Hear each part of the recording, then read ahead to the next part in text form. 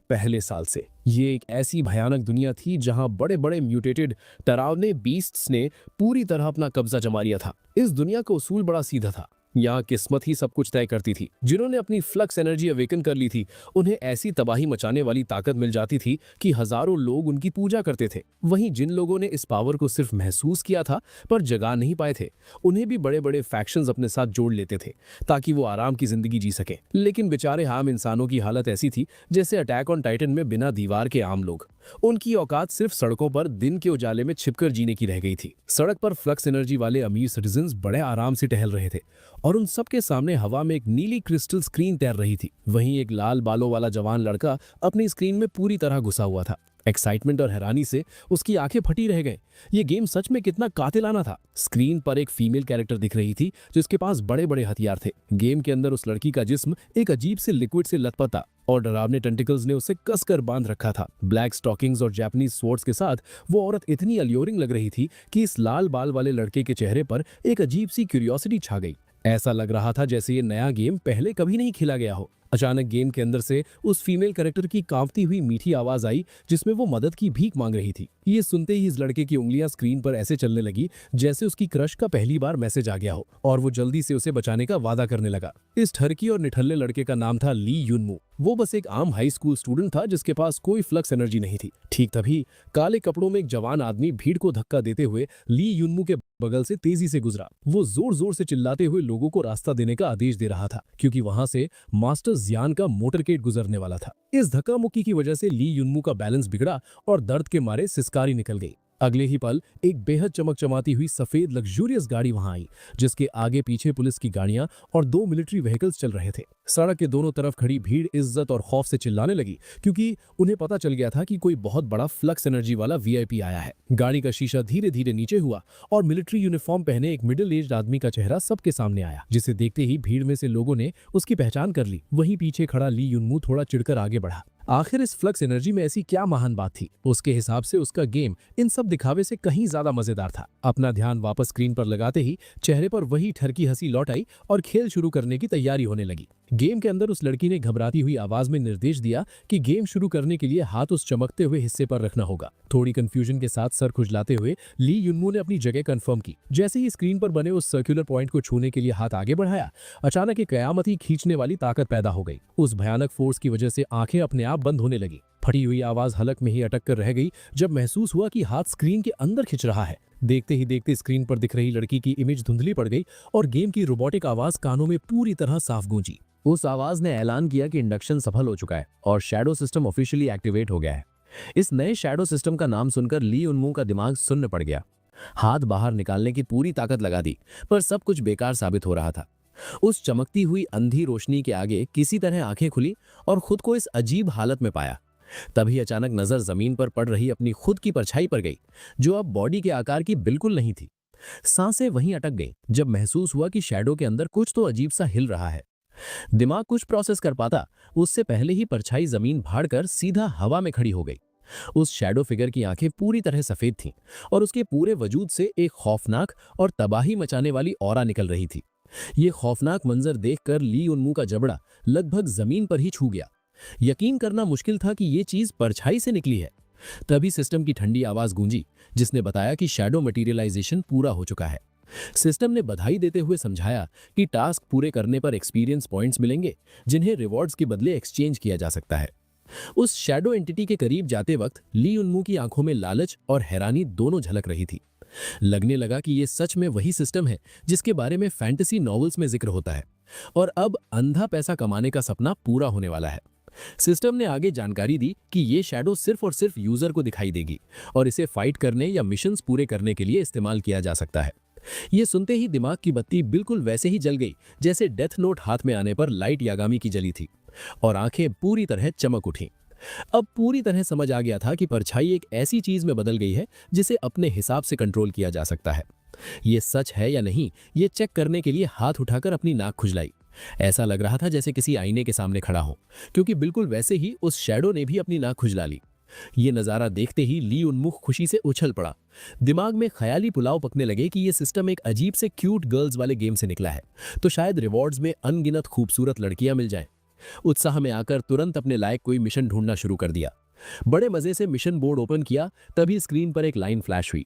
उसमें एक shadow mission दिया गया था, जिसमें शैडो को घास में घूम रही एक चींटी को मारने भेजना था, जिसका रिवॉर्ड एक एक्सपीरियंस पॉइंट था। यह मिशन तो एकदम हलवा था, इसलिए बिना सोचे इसे ट्राई करने का फैसला किया। मिशन सिलेक्ट करते ही पूरे रौले और तौरा में अपनी परछाई को अटैक करने का ऑर्डर पास कर दिया। लेकिन तभी एक बड़ा अजीब नजारा सामने आया। वो बड़ी सी मटीरियलाइज्ड शैडो, जो कुछ देर पहले ली उन्मू के साइज की थी, अचानक सिकुड़कर एक छोटी सी चींटी के बराबर हो गई। ली उन्मू की आंखें हैरत से फटी की फटी रह गई जब अपनी परछाई को सच में छोटा होते हुए महसूस किया। उस छोटी सी शैडो ने आगे बढ़कर एक ऐसा जोरदार पंच मारा कि जमीन पर रेंग रही उस चींटी के पलक झपकते ही चिथड़े उड़ गए। ये बिल्कुल वन पंच मैन की तरह एक ही मुक्के में खेल खत्म होने जैसा था। इसके बाद वो परछाई किसी पागल टर्मिनेटर की तरह आगे दौड़ी और दूसरी चींटी पर झपट्टा मार दिया। फुटपाथ पर बैठकर इस लाइव एक्शन को देखते हुए ली उन्मू के मुंह से सीटी निकल गई और यकीन हो गया कि शैडो सच में लड़ सकती है। तभी तुरंत सिस्टम की आवाज बजी, जिसने बताया कि एक्सटर्मिनेशन मिशन पूरा हो चुका है और रिवॉर्ड क्लेम करने का ऑप्शन दिया। रिवॉर्ड का नाम सुनते ही वो लड़का स्प्रिंग की तरह जमीन से उछला और जल्दी से उसे क्लेम करने के लिए मचल उठा। अगले ही पल आसमान से एक चमकती हुई रोशनी की बीम सीधा सर पर आकर गिरी, जिसने कुछ सेकंड्स के लिए पूरी तरह सुन्न कर दिया। अचानक बॉडी के अंदर एक अजीब सा नया सा फ्लो दौड़ने लगा। आसपास घूमती उस एनर्जी ऑरा को महसूस करके आंखें हैरानी से खुली की खुली रह गई। देखते ही देखते गालों पर खुशी के गर्म आंसू बहने लगे, क्योंकि आखिरकार अपने अंदर उस फ्लक्स एनर्जी को महसूस किया जा रहा था। जिस ताकत को पाने का ख्वाबों में भी नहीं सोचा था, वो आज अचानक मिल चुकी थी। हवा में हाथ उठाए और हथेलियों पर एक चमकती हुई हरी रोशनी जगमगा उठी, जिसे देखकर खुशी के मारे हंसने और रोने का सिलसिला शुरू हो गया। हालत किसी लॉटो विनर जैसी हो गई थी। पागलों की तरह सीधा अपने घर की तरफ दौड़ लगा दी। सड़क पर जोर जोर से चिल्लाते हुए ऐलान कर रहा था कि अब फ्लक्स एनर्जी फील की जा सकती है और उसे अवेकन भी किया जा सकता है। इस पागलपन में उन दो राहगीरों की तरफ जरा भी ध्यान नहीं गया, जो अजीब नजरों से घूर रहे थे। वो आपस में फुसफुसाते हुए बात कर रहे थे कि ये ली खानदान का वही लड़का है जिसे अभी तक अपनी असलियत नहीं पता, वरना वापस आने की हिम्मत ही नहीं करता। ली युनबू इस बात से अनजान घर के बाहर खड़ी पुलिस की गाड़ियों को इग्नोर करते हुए सीधा दरवाजा खोलकर अंदर घुस गया। बाहर खड़े लोगों ने अफसोस में अपना सर हिलाया। उन्हें पता था कि बेचारा बिना माहौल देखे एक बड़ी मुसीबत में कूद पड़ा है। दरवाजा जोर से धक्का देकर खोलते ही अपने जैकपॉट लगने की खबर सुनाने के लिए खुशी से चीख पड़ा, लेकिन कमरे के अंदर का मंजर इतना खौफनाक था कि पैरों तले से बिल्कुल जमीन ही खिसक गई। माँ को लोगों के एक झुंड ने बुरी तरह पकड़ रखा था और उनके हाथ पीछे कस के बांधे हुए थे। अपने बेटे को वहां देखते ही उनकी आवाज में एक दर्द भरा खौफ फूट पड़ा और बुरी तरह घबराते हुए वहां से भाग जाने को कहा, क्योंकि वो सब फ्लक्सस थे। ये मंजर सामने आते ही ली जुन मुंह की सांसें सूख गईं और गले से एक दर्दनाक चीख निकल गई। माँ अभी भी पैनिक में बुरी तरह तड़प रही थी और वहां से भाग जाने की रट लगाए बैठी थी, लेकिन हैरानी से फटी आंखों के साथ वो दरवाजे पर बिल्कुल किसी स्टैचू की तरह जम गया। आवाज बुरी तरह लड़खड़ा रही थी। कुछ समझ ही नहीं आ रहा था कि ये सब अचानक क्या हो रहा है और अपने ही घर से क्यों भागना चाहिए। इससे पहले कि दिमाग इन बातों को प्रोसेस कर पाता, एक पुलिस वाले ने आकर सीधा चेहरे को किसी जानवर की तरह बुरी तरह दबोच लिया। बिना कोई वक्त गवाए उस आदमी ने एक ही झटके में ली युन मुंह को जमीन पर दे मारा। उस पुलिस वाले की आवाज में मौत जैसी ठंडक थी, जब धमकाते हुए चुपचाप जमीन पर ही पड़े रहने को कहा। जमीन पर रगड़ खाते हुए खून खौल उठा और गुस्से में चिंघाड़ते हुए उन लोगों से बिना किसी बात के घर में घुसने का हिसाब मांगा। वहीं उस पुलिस वाले ने बड़े आराम से सिगरेट का एक धुआं छोड़ा। उसकी नजरों में अब इस बेचारे लड़के की औकात किसी मरी हुई चींटी से ज्यादा नहीं लग रही थी। सिगरेट पीते हुए उस पुलिस वाले ने बताया कि उसके पिता एक मिशन के दौरान ठीक बैटल शुरू होने से पहले डरकर मैदान से भाग निकले थे। उसी बुजदिली की वजह से पूरी स्क्वाड मौत के घाट उतर गई थी और अब उन्हें इस केस की दोबारा पूरी इन्वेस्टिगेशन करने का ऑर्डर मिला था। जमीन पर पड़ा ली युन मुंह ये झूठ सुनकर रोने लगा। रोते हुए पूरी ताकत से चिल्लाकर विरोध किया, क्योंकि पिता ने हमेशा सबकी जान बचाने के लिए अपनी जान खतरे में डाली थी। वो ऐसे भगोड़ों की तरह मैदान छोड़ ही नहीं सकते थे। पर उस आदमी पर इस बात का कोई असर नहीं हुआ। आराम से खड़े होकर ठंडे दिमाग से ली युन मुंह को चुप रहने और अपने बयान उनके साथ चलकर देने की चेतावनी दी। गुस्सा आसमान पर था। कसकर दांत पीसे और माथे से पसीने की बूंदें टपकने लगीं। समझ आ गया था कि अब बस एक ही रास्ता बचा है। अचानक जैसे ही वहां खड़े सब लोगों का ध्यान थोड़ा सा भटका, जमीन से बिल्कुल किसी स्प्रिंग की तरह उछला और अपनी मां को बचाने के इरादे से पूरी ताकत लगाकर आगे की तरफ भाग निकला। गन छीनने के बाद उस आदमी ने अजीब तरह से अपना सर थोड़ा तिरछा किया। फ्यूचरिस्टिक गन को सीधा उन पुलिस वालों की तरफ तानते हुए ली यूनमू गुस्से में दहाड़ा कि उसके पिता कभी मैदान छोड़कर नहीं भाग सकते और उन्हें उसकी मां को तुरंत छोड़ना होगा। पास ही खड़े एक बूढ़े ऑफिसर ने लापरवाही से ताना मारा कि एक फ्लक्स एनर्जी गन सिर्फ एक सेंसर ही चला सकता है, इसलिए उसे एक अच्छे बच्चे की तरह खिलौने से खेलना बंद कर देना चाहिए।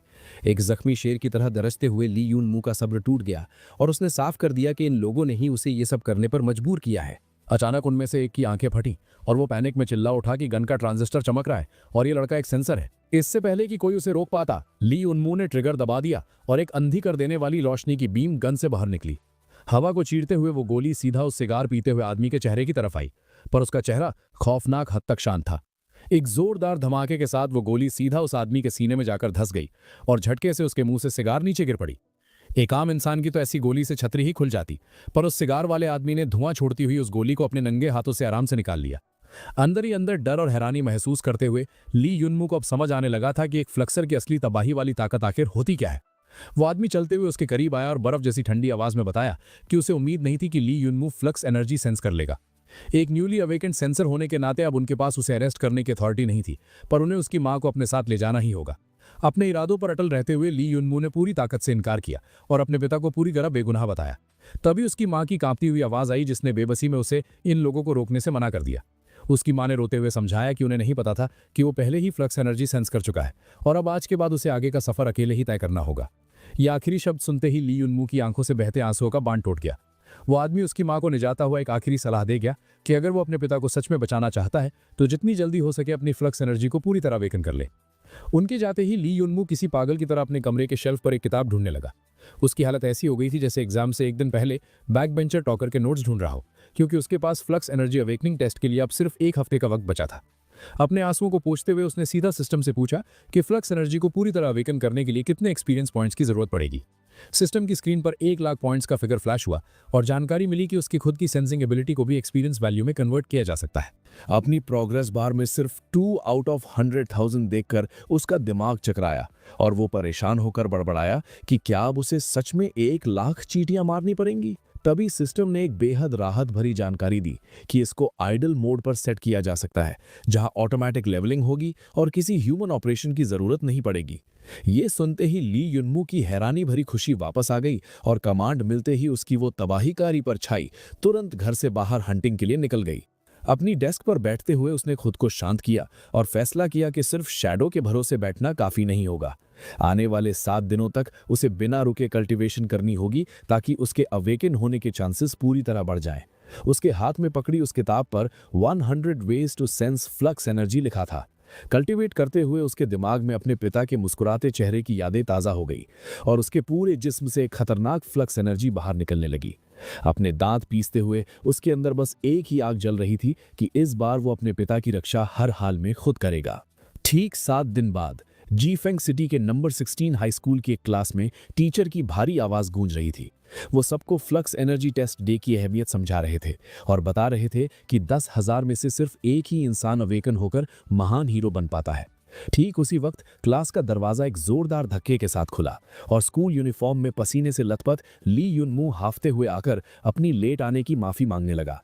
उसका सीरियस चेहरा और फोकस बिल्कुल किसी शोनन एनिमे के डिटर्मिन्ड मेन कैरेक्टर जैसा लग रहा था। सारे स्टूडेंट्स लंबी लाइन में खड़े होकर टेस्टिंग मशीन के सामने अपनी बारी का इंतजार कर रहे थे। आखिरी रो में बैठकर सांसें नॉर्मल करते हुए ली यूनमू मान बढ़ाया कि बाल बाल बचा, वरना इस फाइनल टेस्ट के लिए आज वो लेट ही हो जाता। तभी कियान फेई नाम के एक अमीर और घमंडी लड़के की चुभने वाली आवाज आई। उसने एक नीच हंसी के साथ ताना मारा कि उसे लगा था ली यूनमू अपनी औकात देखकर इस असेसमेंट से पूरी तरह हार मान चुका होगा। कियान फेई के चमचों ने भी आग में घी डालते हुए उसके पिता को भगोड़ा बताया और वहां खड़े बाकी स्टूडेंट्स डर के मारे फुसफुसाने लगे। इन सब के बीच उसका मोटा और मुंह बोला भाई ज़ैंग काई आगे आकर ढाल बनकर खड़ा हो गया। उसने सबकी औकात याद दिलाते हुए खरी खोटी सुनाई कि पहले तो सब यूनमू के आगे पीछे घूमते थे और अब मुसीबत में उसका मजाक उड़ा रहे हैं। ज़ैंग काई का इतना रौला देखकर कियान फेई उसे आवारा कुत्ता बोलकर अकड़ते हुए वहां से निकल गया। बाकी स्टूडेंट्स के वहां से खिसकने के बाद ज़ैंग काई राहत की सांस ले ही रहा था कि अचानक स्कूल की सबसे खूबसूरत लड़की लिन ली वहां भागती हुई आई। प्यार से आवाज लगाते हुए उसने पूछा कि क्या ली यूनमू वहां खास तौर पर उसका टेस्ट देखने आया है।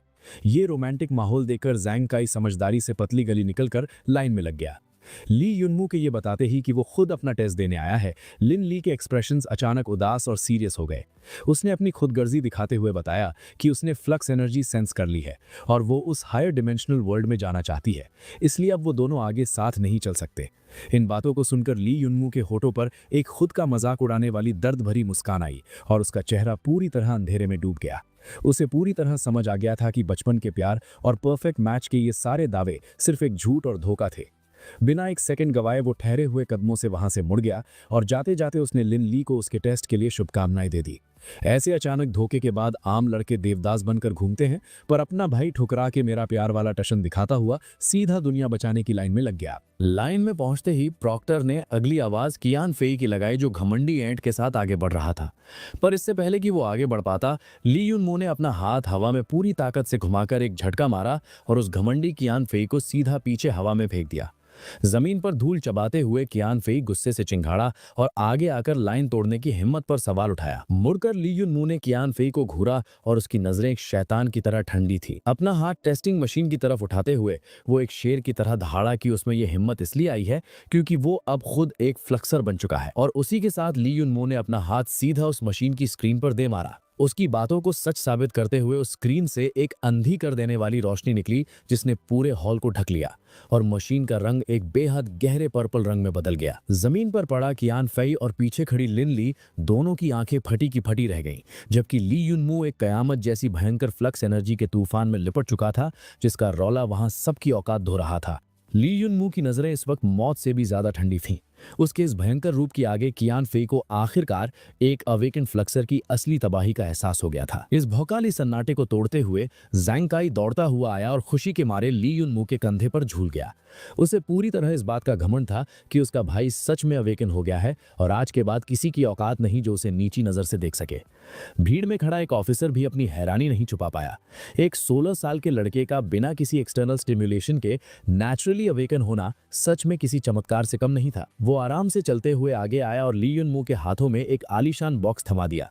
इस फ्लक्सर बैच के जरिए अब वो अलायंस की सारी स्पेशल प्रिविलेजेस का फायदा उठा सकता था। जीफंग सिटी के फ्लक्सस गिम की तरफ से स्वागत करते हुए उस ऑफिसर ने 1 महीने के अंदर हेडक्वार्टर्स में रिपोर्ट करने की हिदायत दी। वहीं ज़ैंग काई आंखें सिकोड़ते हुए मजाक में ली युनमू के गाल कसकर खींचने लगा, जिस पर ली युनमू थोड़ा चिड़चिड़ाकर अपना गाल छुड़ाने लगा। ठीक उसी वक्त लिन ली बुरी तरह झिझकती हुई आई और अपनी अभी थोड़ी देर पहले कही हुई बातों पर पर्दा डालने की नाकाम कोशिश करने लगी। मुड़कर ली युनमू ने उसे अपनी शांत समुंदर जैसी ठंडी आंखों से घूरा, जिसमें अब उस लड़की के लिए कोई जगह नहीं बची थी। अपना सर झुकाकर और बालों में हाथ फेरकर थोड़ा परेशान होने का नाटक करते हुए ली युनमू ठीक उसके बगल से गुजरा। बिना कोई शर्म दिखाए उसने लिन ली की वही हायर डायमेंशनल वर्ल्ड वाली लाइन और उसकी खुदगर्जी का ताना सीधा उसके मुंह पर वापस दे मारा। अपना दिया हुआ धोखा वापस पकड़कर वो बिना पलटकर देखे वहां से निकल गया, जैसे सासुके ने सकुरा को अकेला छोड़ दिया हो। टेस्ट खत्म होने के बाद घर लौटते ही उसने सीधा अपनी मां को वीडियो कॉल लगाई। स्क्रीन पर उनके चेहरे पर अब एक बहुत बड़ी और राहत भरी मुस्कान थी। उन्होंने खुशी खुशी बताया कि बेटे के अवेकन होने की खबर मिलते ही उसके पिता की सजा माफ हो चुकी है और उन्हें बेस्ट मेडिकल ट्रीटमेंट मिल रहा है। अपने बिस्तर पर आराम से लेटते हुए ली युनमू ने मां को तसल्ली दी और डैड से हॉस्पिटल में मिलने का वादा करके कॉल कट कर दी। उसके बाद अपने सीने पर चमकते उस नए बैज को घूरते हुए उसकी आंखों में एक अलग ही चमक आ गई, क्योंकि उसे पता था ये वही अजीब बैज है जिसके लिए इस दुनिया के लोग अपनी जान तक दे देते हैं। तभी उसे एक जरूरी डिटेल याद आई। उसने सुना था कि इस फ्लक्सर बैज को वेरीफाई करके सीधा डिमेंशनल वर्ल्ड को एक्टिवेट किया जा सकता है। ये ख्याल दिमाग में आते ही वो किसी शोनेन एनिमे के मेन कैरेक्टर की तरह जोश में आकर बिस्तर से खड़ा हो गया। अगर उसके पास ये बैज था तो इसका मतलब वो डायरेक्टली डिमेंशनल वर्ल्ड में एंट्री ले सकता था। बिना टाइम वेस्ट किए उसने जोर से एक्टिवेट डिमेंशनल वर्ल्ड बोलकर सिस्टम को कमांड दे दी। सिस्टम की आवाज तुरंत उसके दिमाग में बजी, जिसने बताया कि डिमेंशनल वर्ल्ड एक्टिवेट हो रहा है और फ्लक्सर बैच का वेरिफिकेशन शुरू हो गया है। वेरिफिकेशन सक्सेसफुल होने पर सिस्टम ने कंफर्म किया कि फ्लक्सर आईडी 93664 के पास डिमेंशनल वर्ल्ड में एंटर करने के अधिकार हैं और लॉगिंग इन प्रोसेस चालू हो गया है। अगले ही पल उसके सामने हवा में एक स्क्रीन चमकी और ली युनमू किसी वैक्यूम की तरह चुंबक की स्पीड से उसके अंदर खींच लिया गया। जैसे ही उसने आंखें खोली तो एक बिल्कुल ही नई और अजीब दुनिया उसके सामने थी, जिसे लोग डिमेंशनल वर्ल्ड कहते हैं। अभी उसने ठीक से आसपास देखा भी नहीं था कि अचानक उसने अपनी गर्दन राइट की तरफ झटकी और अलर्ट होकर पूछा कि वहां कौन है, पर उसके सामने सिर्फ 2 इंसानों के साइज के पुतले खड़े थे, जिसे देखकर उसने अपनी रुकी हुई सांस आराम से छोड़ी। उन डरावने पुतलों को देखकर उसे समझ नहीं आ रहा था कि ये कचरा यहाँ किसने रखा है। अचानक उसके ठीक पीछे से एक जोर की हंसी गूंजी और एक पिंक कलर का छोटा सा खरगोश हवा में प्रकट हुआ।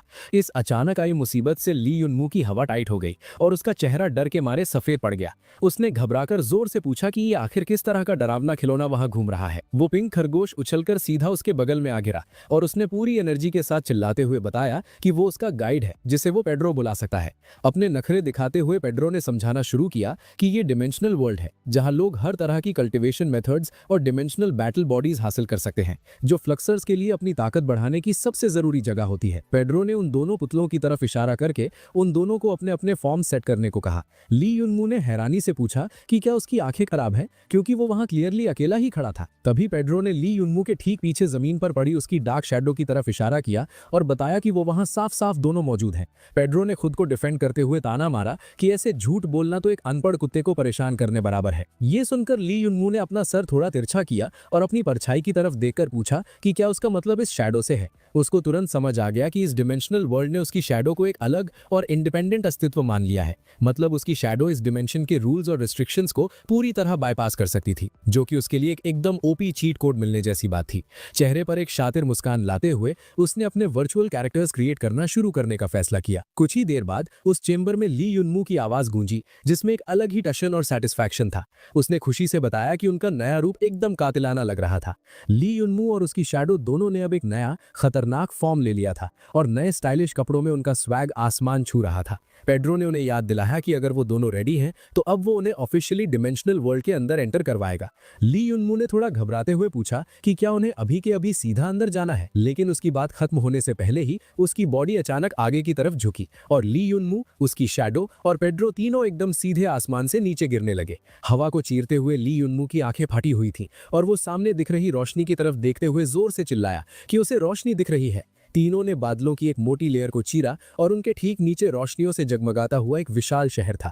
एक ही पल में वो सब एक पंख की तरह हल्के से जमीन पर सेफ लैंडिंग कर गए। आसपास का नजारा देखकर ली युनमू की आंखें फटी की फटी रह गई, क्योंकि पूरा शहर लोगों की भीड़, शोर शराबे और नॉन स्टॉप बजते हुए लाउड म्यूजिक से गूंज रहा था, बिल्कुल किसी आलीशान साईफाई क्लब की तरह। ये सब देखकर जोश में आकर वो जोर से चिल्लाया कि ये जगह तो सच में कयामत है। वही पेड्रो ने अपनी 3 उंगलियां हवा में उठाई और एक जरूरी रूल समझाते हुए बताया कि डायमेंशनल वर्ल्ड में वक्त असली दुनिया से 3 गुना ज्यादा तेजी से चलता है। जो लोग यहाँ ज्यादा वक्त बिताते हैं उनके पास आम इंसानों के मुकाबले अपनी ताकत बढ़ाने का दुगना टाइम होता है। लियू युनमू ने समझते हुए सर हिलाया और उसे क्लियर हो गया कि सारे बड़े और ताकतवर लोग इस डायमेंशनल वर्ल्ड में घुसने के लिए किसी भी हद तक क्यों चले जाते हैं। ये हाइपरबोलिक टाइम चेंबर जैसी स्कीम सच में रातों रात डबल ताकत कमाने वाली थी। तभी पास से गुजर रहे एक इंसान ने आसमान की तरफ इशारा करके भीड़ को बताया कि वहाँ होंग क्लैन का कोई बंदा लॉर्ड गुज को चैलेंज कर रहा है। हवा में बनी एक बड़ी सी होलोग्राफिक स्क्रीन पर एक जवान लड़का पागलों की तरह भयंकर फाइट कर रहा था और वहां से आ रही औकात के बाहर वाली पावर को देखकर ही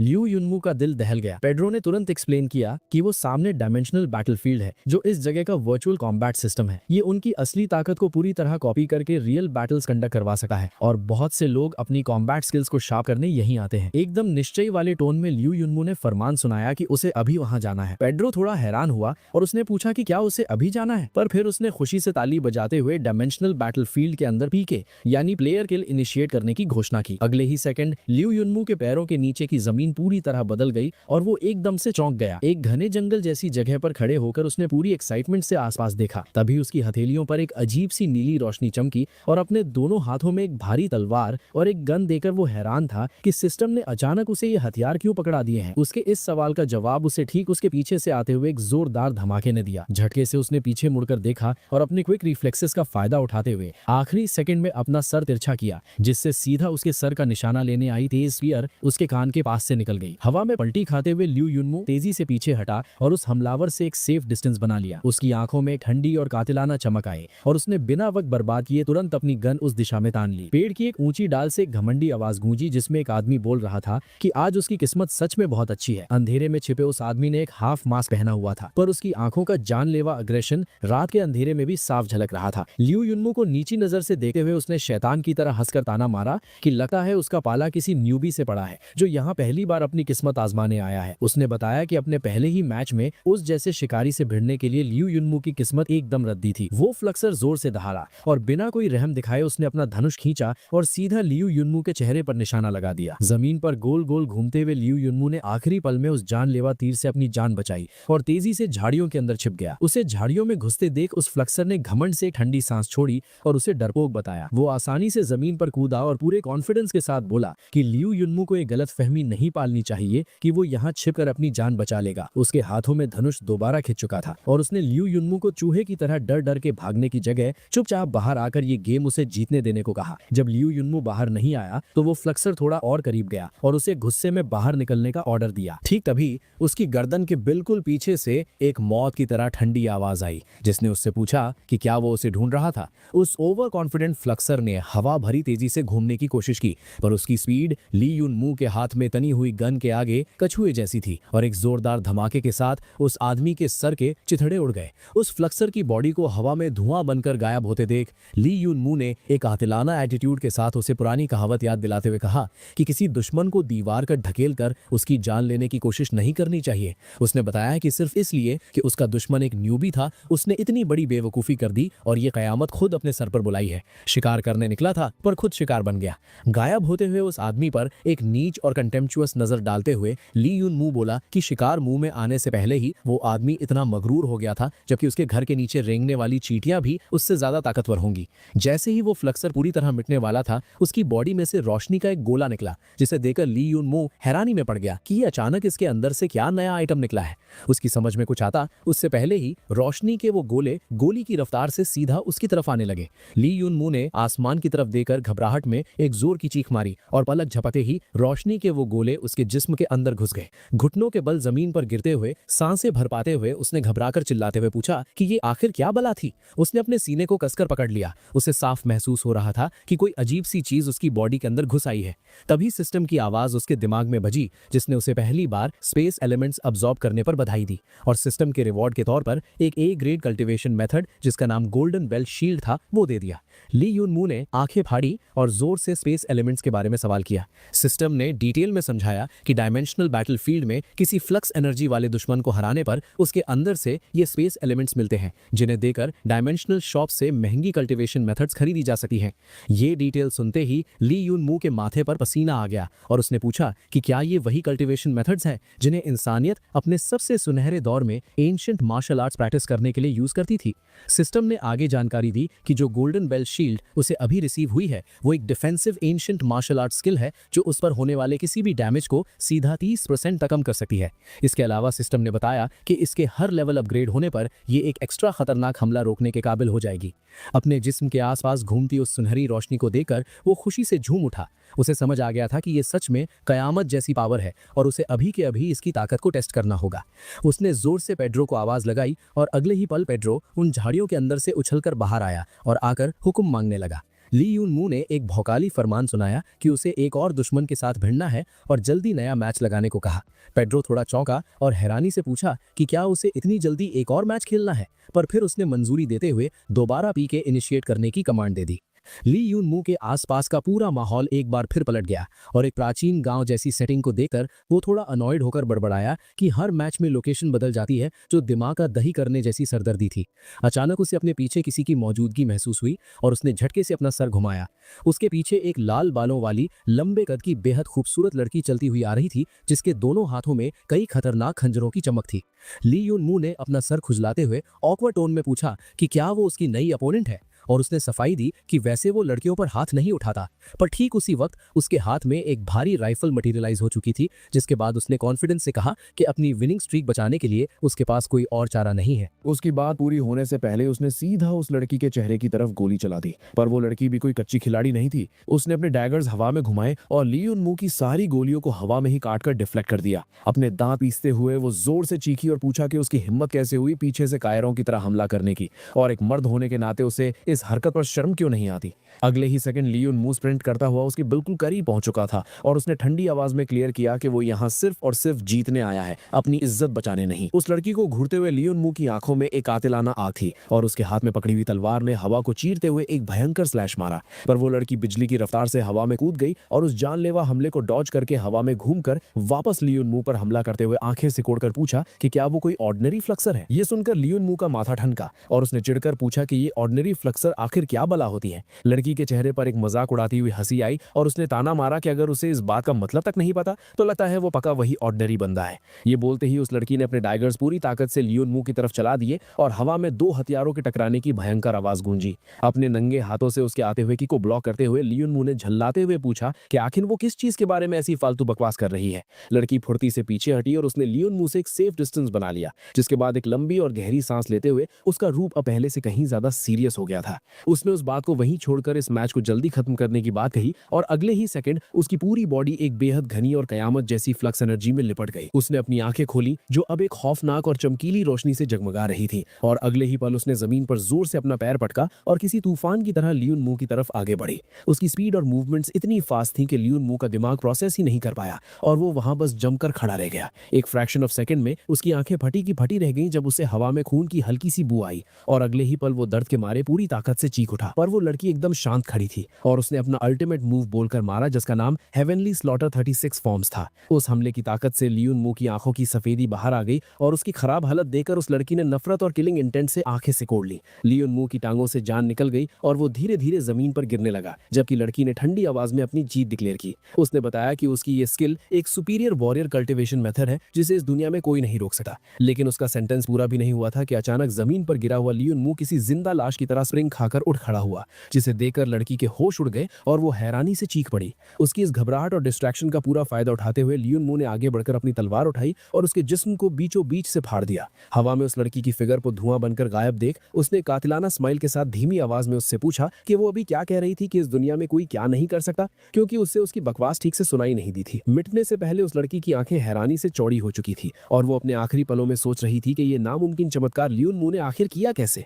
ये वही प्लॉट आर्मर वाला मोमेंट था जहां हीरो मौत के मुंह से वापस आकर विलन का गेम बजा देता है। उसकी बॉडी मिटते ही लियोन मू ने एक राहत की सांस छोड़ी। उस हमले ने तो उसका सारा हुलिया ही बिगाड़ दिया था। एक सेकंड के लिए तो उसे लगा था कि आज उसकी टिकट पक्का कट ही गई थी। अपनी तलवार सहारे जमीन पर टिकाकर उसने कामली एनालाइज किया कि वो हेवनली स्लॉटर 36 फॉर्म्स डेफिनेटली एक high level offensive ancient martial arts method थी। किस्मत अच्छी थी कि उसके नए गोल्डन बेल शील्ड ने उस भयंकर डैमेज को सीधा ब्लॉक कर लिया था। उसके दिमाग में दोबारा सिस्टम स्क्रीन फ्लैश हुई जिसने उसे 76 स्पेस एलिमेंट पॉइंट्स हासिल करने और साथ ही फ्रेंजी ब्लेड नाम की नई बेसिक बैटल स्किल सीखने पर बधाई दी। लियोन मू की आंखें खुशी से फट गईं। एक ही बार में इतने सारे पॉइंट्स देखकर उसे समझ आ गया कि इस जगह का नियम सीधा है कि दुश्मन जितना ज्यादा ताकतवर होगा रिवॉर्ड भी उतना ही बड़ा मिलेगा। अपने मसल्स को स्ट्रेच करते हुए उसकी आवाज में एक नया जोश और जुनून था और उसने डिसाइड किया कि अब उसकी बॉडी की सारी थकान उतर गई है। इसके बाद उसने जोर से पेड्रो को जल्दी से नेक्स्ट मैच लगाने को कह दिया। वहीं बाहर स्टेडियम की बड़ी स्क्रीन पर उस मैच के विनर का नाम देखकर भीड़ में बैठी एक प्लैटिनम ब्लॉन्ड बालों वाली खूबसूरत लड़की ने धीमी आवाज में कहा कि इस बार वो लिलियू पक्का आग बबूला होने वाली है। उसने एक ठंडे और हल्के रंग का जापानीज स्टाइल स्ट्रिंग आउटफिट पहना हुआ था। एक छोटी सी हंसी के साथ वो आगे बोली कि किसी भी ऑर्डिनरी फ्लेक्सर के हाथों ऐसी कुत्तों वाली हार खाना यही एक ऐसी चीज है जो वो हारी हुई लड़की किसी कीमत पर बर्दाश्त नहीं कर सकती। उसकी आवाज अचानक सीरियस हो गई और उसने पूरे यकीन के साथ बताया कि इस ली युनमू ने सच में उसके हेवनली स्लॉटर 36 फॉर्म्स को रोक लिया है। मतलब इसके पास पक्का कोई बेहद रेयर और एडवांस डिफेंसिव कल्टीवेशन मेथड मौजूद है। इस भयंकर बैटल के ठीक 3 दिन बाद कहानी युनतियन सिटी की भारी भीड़ में पहुंचती है। हाथ में एक बड़ा सा फ्रूट्स का टोकरा उठाए ली युनमू चिड़चिड़ी आवाज में बड़बड़ाते हुए चल रहा था। वो कंप्लेन कर रहा था कि ये बड़े शहर सच में दिमाग का दही कर देते हैं, क्योंकि वो आधे दिन से रास्ते भटक रहा था पर इनका ये सड़ियल सा हॉस्पिटल मिलने का नाम नहीं ले रहा था। उसने आज अपने कपड़े बदलकर एकदम नीट एंड क्लीन लुक ले रखा था। अपना सर खुजलाते हुए उसे गुस्सा आ रहा था कि उसके डैड भी सच में अलग ही हैं। इतने बड़े वीआईपी शहर में आकर ऐसी रद्दी जगह पर वो क्यों एडमिट हुए जिसका एड्रेस ही किसी भूतिया कोने में है। क्या ऐसी थर्ड क्लास जगह पर इनको ट्रीटमेंट ठीक से मिल भी रहा होगा या नहीं, ये डर उसके दिल को बार बार कचोट रहा था। तभी ठीक उसके पीछे से आती एक डार्क गली से किसी के गिड़गिड़ाने की आवाज उसके कानों में पड़ी, जिसमें कोई लड़की रो रो कर जाने देने की भीख मांग रही थी। अपनी गर्दन घुमाते ही ली युनमू ने देखा कि सड़क शाप गुंडों के एक झुंड ने एक भोली भाली जवान लड़की को दीवार से सटाकर घेर रखा था। गुंडों का लीडर उसके बालों को छूते हुए ठरकी हंसी के साथ उसे डरने से मना कर रहा था और साथ में 2-4 जाम पीने का ऑफर दे रहा था ताकि माहौल थोड़ा और गर्म हो जाए। डर के मारे लड़की पूरी तरह कांप रही थी और उसने रोते हुए माफी मांगते बताया कि उसे सच में बहुत जरूरी काम से जाना है। उस लीडर के चेहरे की घिनौनी हंसी और भी कातिलाना हो गई और उसने बताया कि उसे सब पता है कि उस लड़की का बाप वहां हॉस्पिटल में मौत से लड़ रहा है और उसे इस वक्त पैसों की सख्त जरूरत है। उसने शर्त रखी कि वो उससे ये सब फ्री में नहीं करवाएगा, बल्कि उसे इतना पैसा देगा कि उसके होश उड़ जाएंगे। लेकिन उसकी ये घटिया बकवास खत्म होने से पहले ही हवा को चीरते हुए एक बड़ा सा फ्रूट बास्केट सीधा आकर उसके सर पर फटा। एक ही झटके में वो ठरकी गुंडा औंधे मुंह जमीन पर ढेर हो गया। उसके बचे हुए छपरी दोस्त घबराकर अपने बिग ब्रो का नाम चीखते हुए वहां से दुबक्कर भाग खड़े हुए। उन गुंडों का पूरा प्लान तो एकदम वहीं चौपट हो गया था, जैसे किसी ने चलते टीवी का प्लग ही गुस्से में निकाल दिया हो। अपने पैरों को आराम से घसीटते हुए ली युनमू गुंडों के करीब आया। उसकी आवाज मौत से भी ज्यादा ठंडी लग रही थी जब उसने उन्हें सीधा वार्न किया कि अगर उन लोगों को अपना 18 का नंगा नाच करना ही है तो किसी और जगह जाकर मरे। हैरानी से गुंडे ने गुस्से में उसकी पहचान पूछी, लेकिन ली युनमू ने उसकी बात का कोई जवाब नहीं दिया और आराम से जमीन पर झुककर अपने बिखरे हुए फ्रूट्स उठाने लगा। उसने चिढ़कर बताया कि सारे फ्रूट्स पूरी तरह मसल गए हैं, जो उसने खास अपने डैड के लिए फ्रूटी बनाने के लिए खरीदे थे। एक टूटी हुई नाशपाती हवा में उठाते हुए उसने उन गुंडों को घूर कर फरमान सुनाया कि अब उन कुत्तों को इसका हर्जाना भरना पड़ेगा। ये तो वही बात हो गई कि मुफ्त की दारू पीने आए थे और बिल खुद के गले पड़ गया। तभी दीवार से सटी उस डरी हुई लड़की ने अचानक ली युनमू को पहचान लिया और उसकी आवाज में हैरानी के साथ थोड़ी उम्मीद भी झलक रही थी। उसने हैरानी से पूछा कि युनमू आखिर यहाँ कैसे आया। ली युनमू ने नाक भौं सिकोड़ते हुए थोड़ी झल्लाहट के साथ उसे वहीं चुपचाप खड़े रहने को कहा। उसने ताना मारा कि वो इतनी बड़ी हो गई है पर आज तक खुद को ऐसी फालतू मुसीबतों में डालने की उसकी आदत नहीं गई। ये डांट सुनकर वो लड़की तुरंत चुप हो गई। वहीं एक छपरी गुंडे ने हवा में एक लोहे का पाइप घुमाया और चौड़ में आकर धमकी देते हुए अपने बाप की औकात गिनाने लगा। पर उसकी बकवास पूरी होने से पहले ही ली युनमू ने आसमान की तरफ एक ऐसी कातिलाना किक मारी कि वो लोहे का पाइप सीधा उस गुंडे के हाथ से छूटकर हवा में उड़ गया। वो छपरी अपने खाली हाथ को देकर हैरानी से हकलाने लगा। ठीक अगले ही सेकंड ली युनमू की दूसरी लात सीधा उसके सर पर आकर फटी, जिसके बाद उस पतली गली में सिर्फ उस गुंडे के रोने और गिड़गिड़ाने की आवाज गूंज रही थी। वो बुरी तरह रोते हुए दर्द के मारे खुद को छोड़ने की भीख मांगने लगा। एक ही लात में उसने यमचा वाला डेड पोज ले लिया था। उस रोते हुए गुंडे की पीठ पर आराम से बैठकर ली युनमू का खाली वॉलेट खंगाल रहा था और उसके चेहरे पर पूरा फ्रस्ट्रेशन साफ दिख रहा था। उसने गुस्से में उस गुंडे से पूछा कि क्या वो उसके साथ मजाक कर रहा है, क्योंकि जेब में 2 कौड़ी के चिल्लर डालकर घूमने वाले को इस मोहल्ले का बिग ब्रो बनने का शौक चढ़ा था। उसने डिक्लेयर किया कि वो सारा पैसा उन मसले हुए फ्रूट्स के बदले रख रहा है। नीचे दबा हुआ गुंडा बुरी तरह रोते हुए भीख मांग रहा था और बोल रहा था कि इतनी बुरी तरह पीटने और पैसे लेने के बाद अब उसे वहां से जाने दे। उसने मजाक उड़ाते हुए पूछा कि क्या उस मासूम लड़की को बचाने वाला हीरो बनने का शौक पूरा हो गया और क्या वो इस लड़की की पूरी जिंदगी रक्षा करने वाला है। ये हीरो वाला ताना सुनकर ली युनमू का माथा ठनका और उसकी नजर दीवार के पास खड़ी उस लड़की पर गई। उसने ठेठ अंदाज में उस गुंडे की बकवास का जवाब देते हुए क्लियर किया कि वो लड़की उसकी बड़ी बहन है। अपने हाथ में पकड़े उस छपरी के विजिटिंग कार्ड को घूरते हुए उसने और चिड़चिड़ापन दिखाया और अपनी बहन से कहा कि वो जब भी उसे देखता है वो किसी न किसी मुसीबत का पहाड़ सर पर उठाए खड़ी होती है। उसने पूछा कि क्या उसके अंदर ठगों और गुंडों को अट्रैक्ट करने वाला कोई मैग्नेट लगा है। उसकी बहन ने सर झुकाकर धीमी आवाज में माफी मांगी। ली युनमू आगे बढ़ गया और उसने बात खत्म करते हुए कहा कि अगर वो उससे नहीं टकराता तो इस भूल भुलैया वाले शहर में उसे वो हॉस्पिटल कभी मिलने ही नहीं वाला था। चलते चलते अचानक उसके दिमाग में उस छपरी गुंडे की गिड़गिड़ाती हुई आवाज की मेमोरी आई, जहां वो गुंडा उसे एक महान फ्लक्स डिसाइपल समझकर माफी मांग रहा था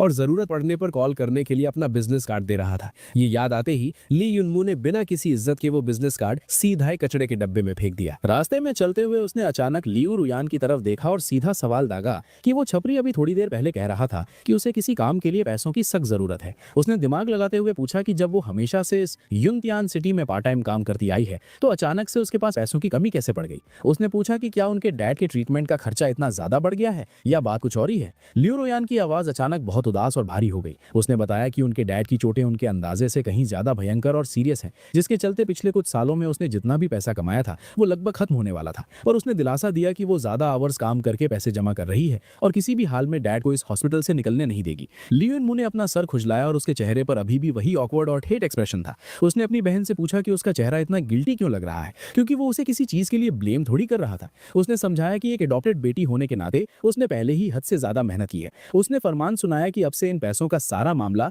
वो उस पर छोड़ दे, क्योंकि वो अब एक फ्लक्स डिसाइपल बन चुका है और उसके पास अंधा पैसा है। वो थोड़ा तेजी से आगे बढ़ा और बिना उसकी तरफ देखे उसे शाबाशी देते हुए बोला कि उसने अकेले बहुत मेहनत की है। ये सुनते ही लियू रुयान की आंखें फटी की फटी रह गई और वो उसे आगे जाते हुए हैरानी से घूरती रह गई। थोड़ी देर तक चलने के बाद दोनों आखिरकार उस बड़े से हॉस्पिटल के सामने खड़े थे। आसपास देखते हुए ली युनमू ने कंफर्म किया कि यही वो जगह है और अपनी बहन को ऑर्डर दिया कि वो सीधा हॉस्पिटल रूम में जाए, जबकि वो रिसेप्शन पर जाकर बाकी की बची हुई फीस पे करके आता है। लियू रुयान ने हाँ में सर हिलाया और उससे पूछा कि क्या उसे डैड का रूम नंबर पता है, जिस पर ली युनमू ने हामी भरी। लियू रुयान ने कमरे का दरवाजा धक्का देकर खोला और अंदर एंट्री ली, जिसके बाद उसकी आवाज में एक अलग ही राहत आई जब उसने अपने पेरेंट्स को वापस आने की बात बताई।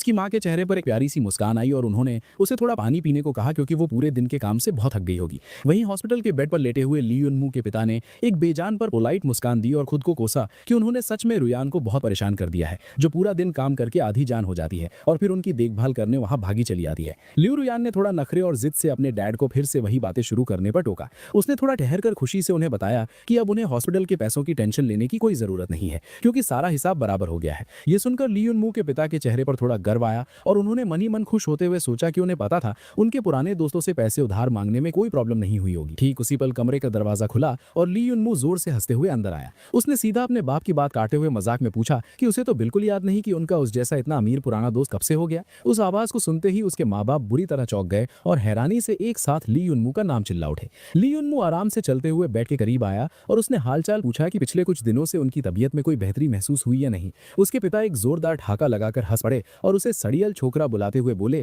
कि उसकी इस परेशान करने वाली शक्ल को देखे बिना उनकी तबीयत डेफिनेटली ज्यादा ठीक रहती। पर उन्हें हंसते हुए देखकर अचानक ली युनमू की आंखें बुरी तरह फटी की फटी रह गईं और उसका सांस गले में अटक गया। उसे दिमाग में समझ ही नहीं आ रहा था कि उसका बाप अभी भी ऐसे बात कर रहा था जबकि सच्चाई बहुत भयंकर थी। अपने बेटे के चेहरे का रंग उड़ता देकर वो शख्स थोड़ा चिड़चिड़ा गया और उसने पूछा कि अचानक से उसने ये सड़ियल और सीरियस शक्ल क्यों बना ली है। उन्होंने आराम से बताया कि वो वहां लेटे जरूर हैं, पर बस फर्क इतना है कि अब उनके पास उनकी दोनों टांगे नहीं हैं। उसने अपने लोअर बॉडी के उस खाली हिस्से पर हाथ फेरा जहां अब सिर्फ हवा थी और उसकी आवाज मौत की तरह शांत थी। लियोन मुंह को पसीने में भीगा हुआ और स्पीचलेस देकर उन्होंने बिल्कुल लापरवाही से पूछा कि वो ऐसे क्यों रोने वाली शक्ल बना रहा है जैसे आसमान टूटकर गिर पड़ा हो। उन्होंने बताया कि इतने भयंकर एक्सीडेंट के बाद भी वो जिंदा बच गए हैं और बस 2 टांगे ही गई हैं, जो कि किस्मत का बहुत बड़ा करम है। थोड़ा सहारा लेकर वो बेड पर उठकर बैठे और मुस्कुराते हुए पूछा कि लियोन मुंह कह रहा था कि उसने हॉस्पिटल की पूरी फीस पे कर दी है, तो उस जैसे निठल्ले बच्चे के पास अचानक से इतना अंधा पैसा कहां से आ गया। लियोन मुंह थोड़ा घबराया और उसने जल्दी से अपने बाप को हिलने से रोकने की कोशिश की। उसने पूरे कॉन्फिडेंस के साथ अपने पिता की आंखों में देखा और बताया कि वो मजाक नहीं कर रहा था बल्कि वो सच में अवेकन हो चुका है। उसने क्लियर किया कि वो अब एक ऑफिशियली रजिस्टर्ड फ्लक्स डिसाइपल है जिसकी अपनी फिक्स्ड सैलरी आती है। उसके पिता की आंखें हैरानी से चौड़ी हो गई